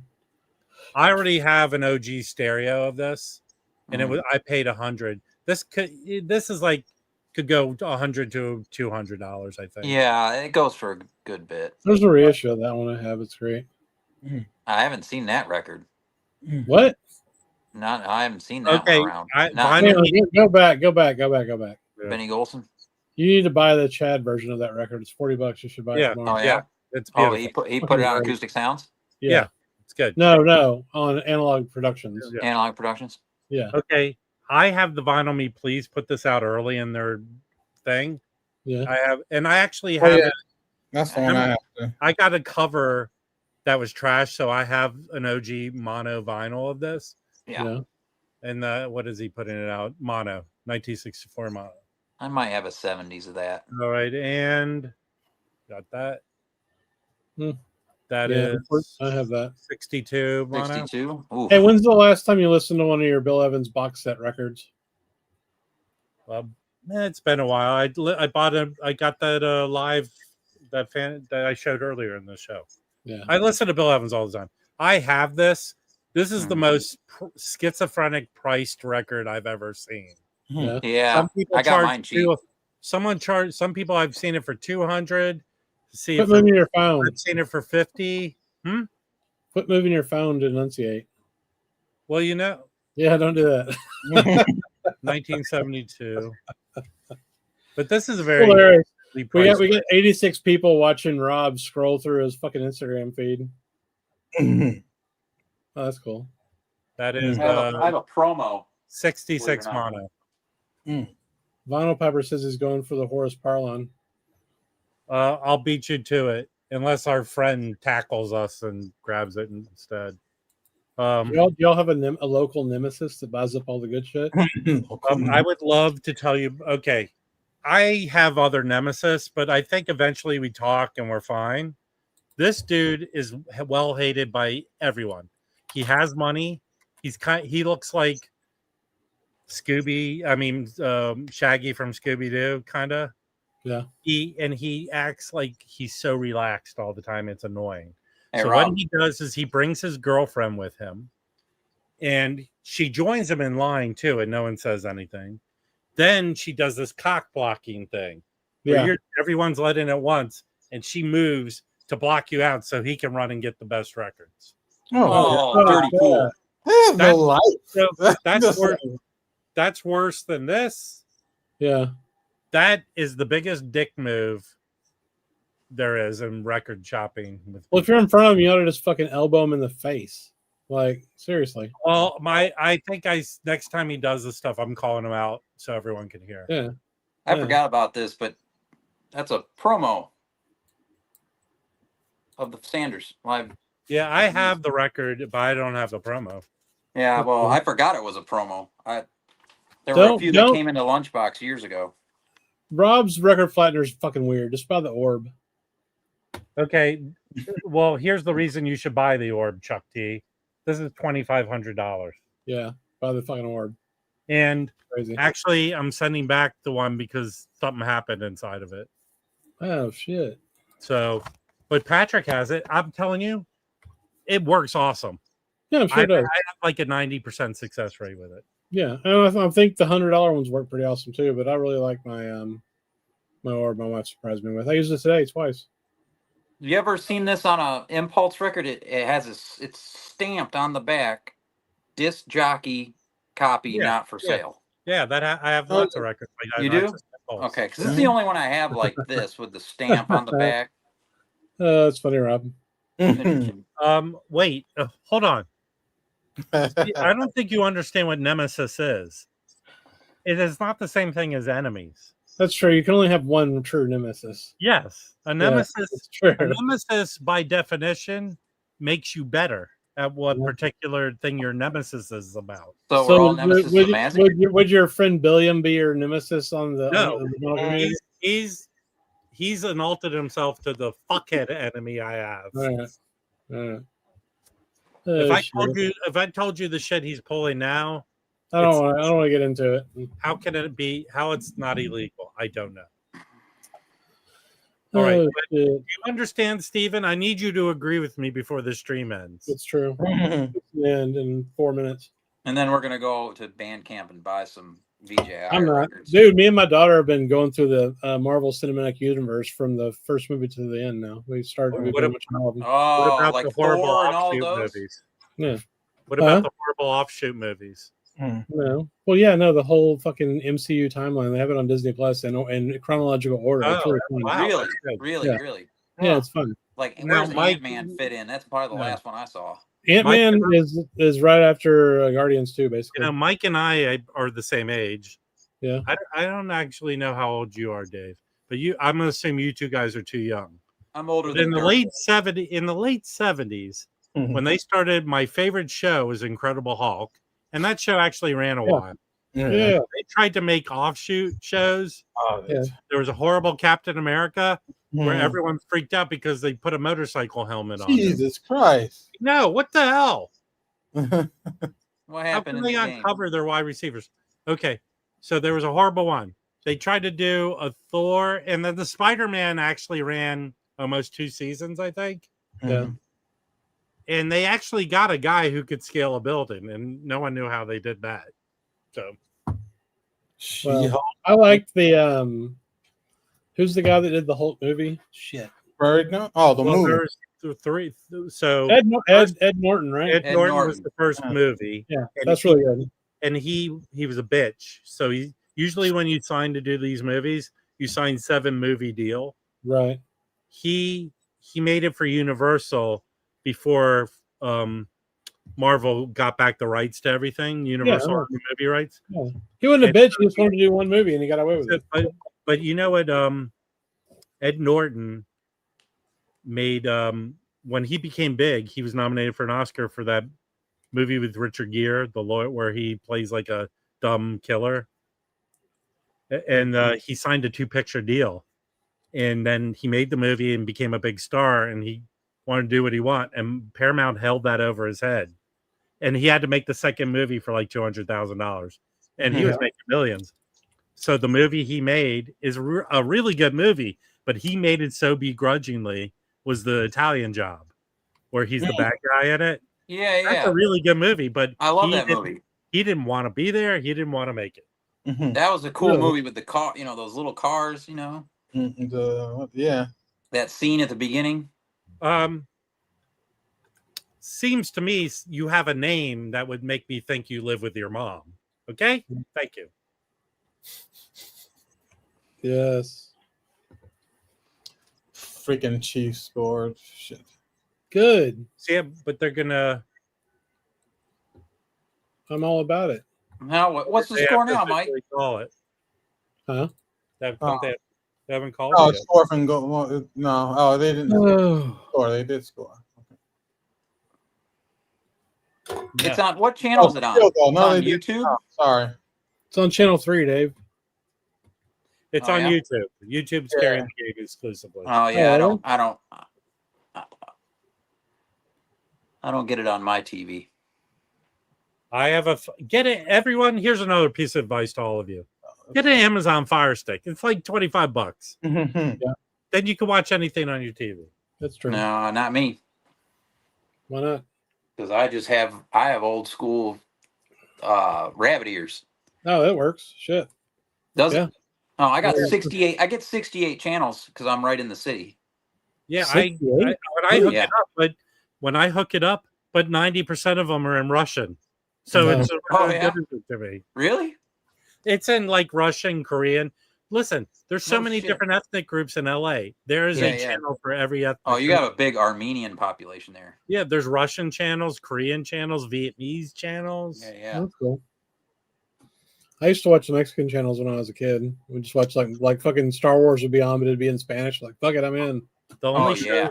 the only Watch shows the I hell can out of watch in a foreign language is variety shows because Yes. they make sense no matter what language they're speaking. Well, there used to be one called Alakama, which I loved when I was like in middle school because it was like this fat dude that just like laughed and played practical jokes on people, and then like hot half naked chicks dancing. That was the whole show. There you go. So like, this is perfect. It was pretty fun. Yeah. I used to watch a lot of wrestling on. Now they're like major channels. I think they're owned by like NBC, Universal, whatever, like television. Television. They own you. They used to have they would have like wrestling, and it was great. You talking about the luchadors? I don't even know. I don't even know what it was. It was just wrestling on the Spanish. Yeah. Yeah. And then sometimes they would even show like matches from, and this is the New York channel. They would show stuff from from Los Angeles. I don't know what's that arena, the Olympic or something like that. I don't even know. There was the Olympic Auditorium where they would show stuff from there. Can I who got to enjoy this? I know CJ Tunes, people live in DC. When you live in DC, you're so close to Baltimore that we got their channels too. So we had 2 of every network, and it was the best on Sunday for NFL games because they would show different games. Yeah, Bro. That's the best thing about there. Whatever. I'm good. Yeah, that's we know who that is. I don't know. It's a 3-year-old account, but I don't care about it. It's a hater who wants to cause stuff. Who's that?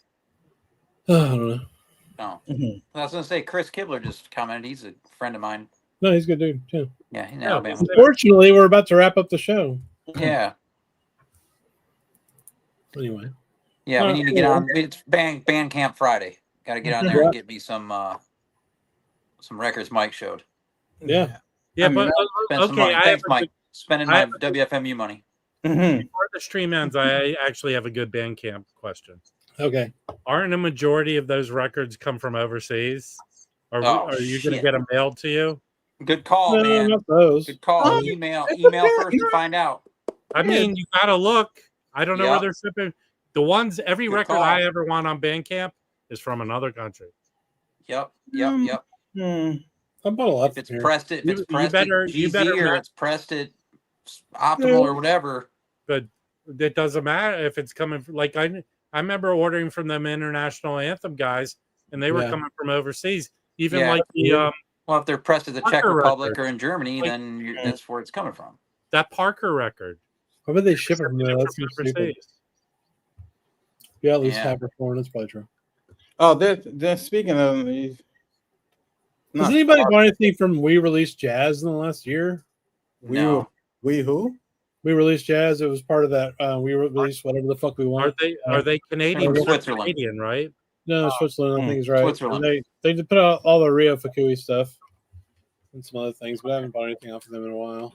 That's one. Yeah, they did what record? They did this record here. Where is it?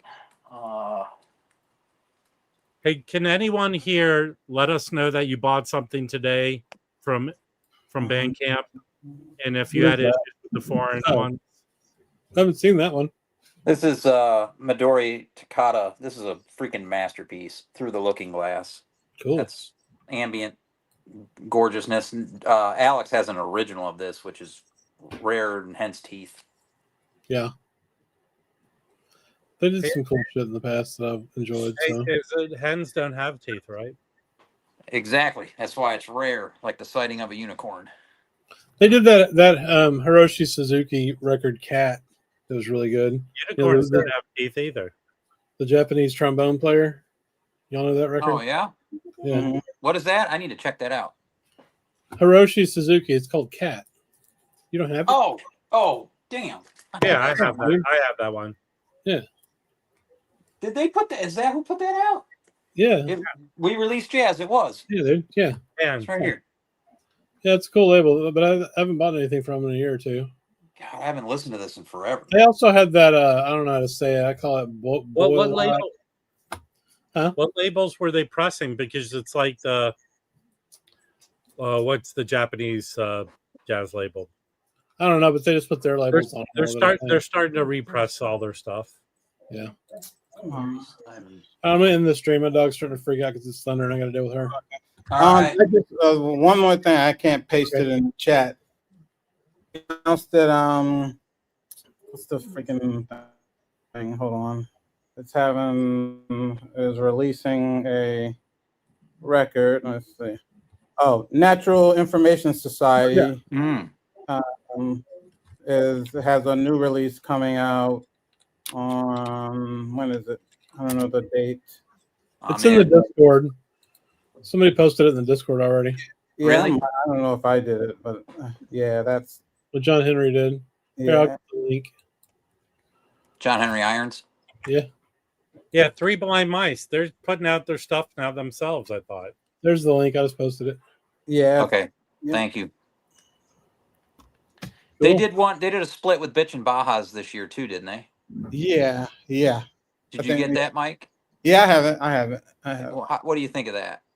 It's good. It's good. I mean, I Yeah. prefer Just them by themselves. Yeah. But I think it's very good. Yeah, I got to meet their drummer at Petra's over here when he was playing with that trio from Chicago. Oh. He's building a pedal. He's building a pedal Jesus for Christ. Tortoise, like a guitar pedal. Oh. Yeah. That guy, he's like a technician guy or whatever. You know what I mean? Like he builds Mhm. freaking pedals. Mm. So I was like, dang, that's cool. I need to get that. Cool. Awesome. All right. Well, I'm going to go take care of my dog. All right, guys. Have a good Take weekend. care, guys. I'm not taking care of my dog. I'll see you guys. Bye. Peace.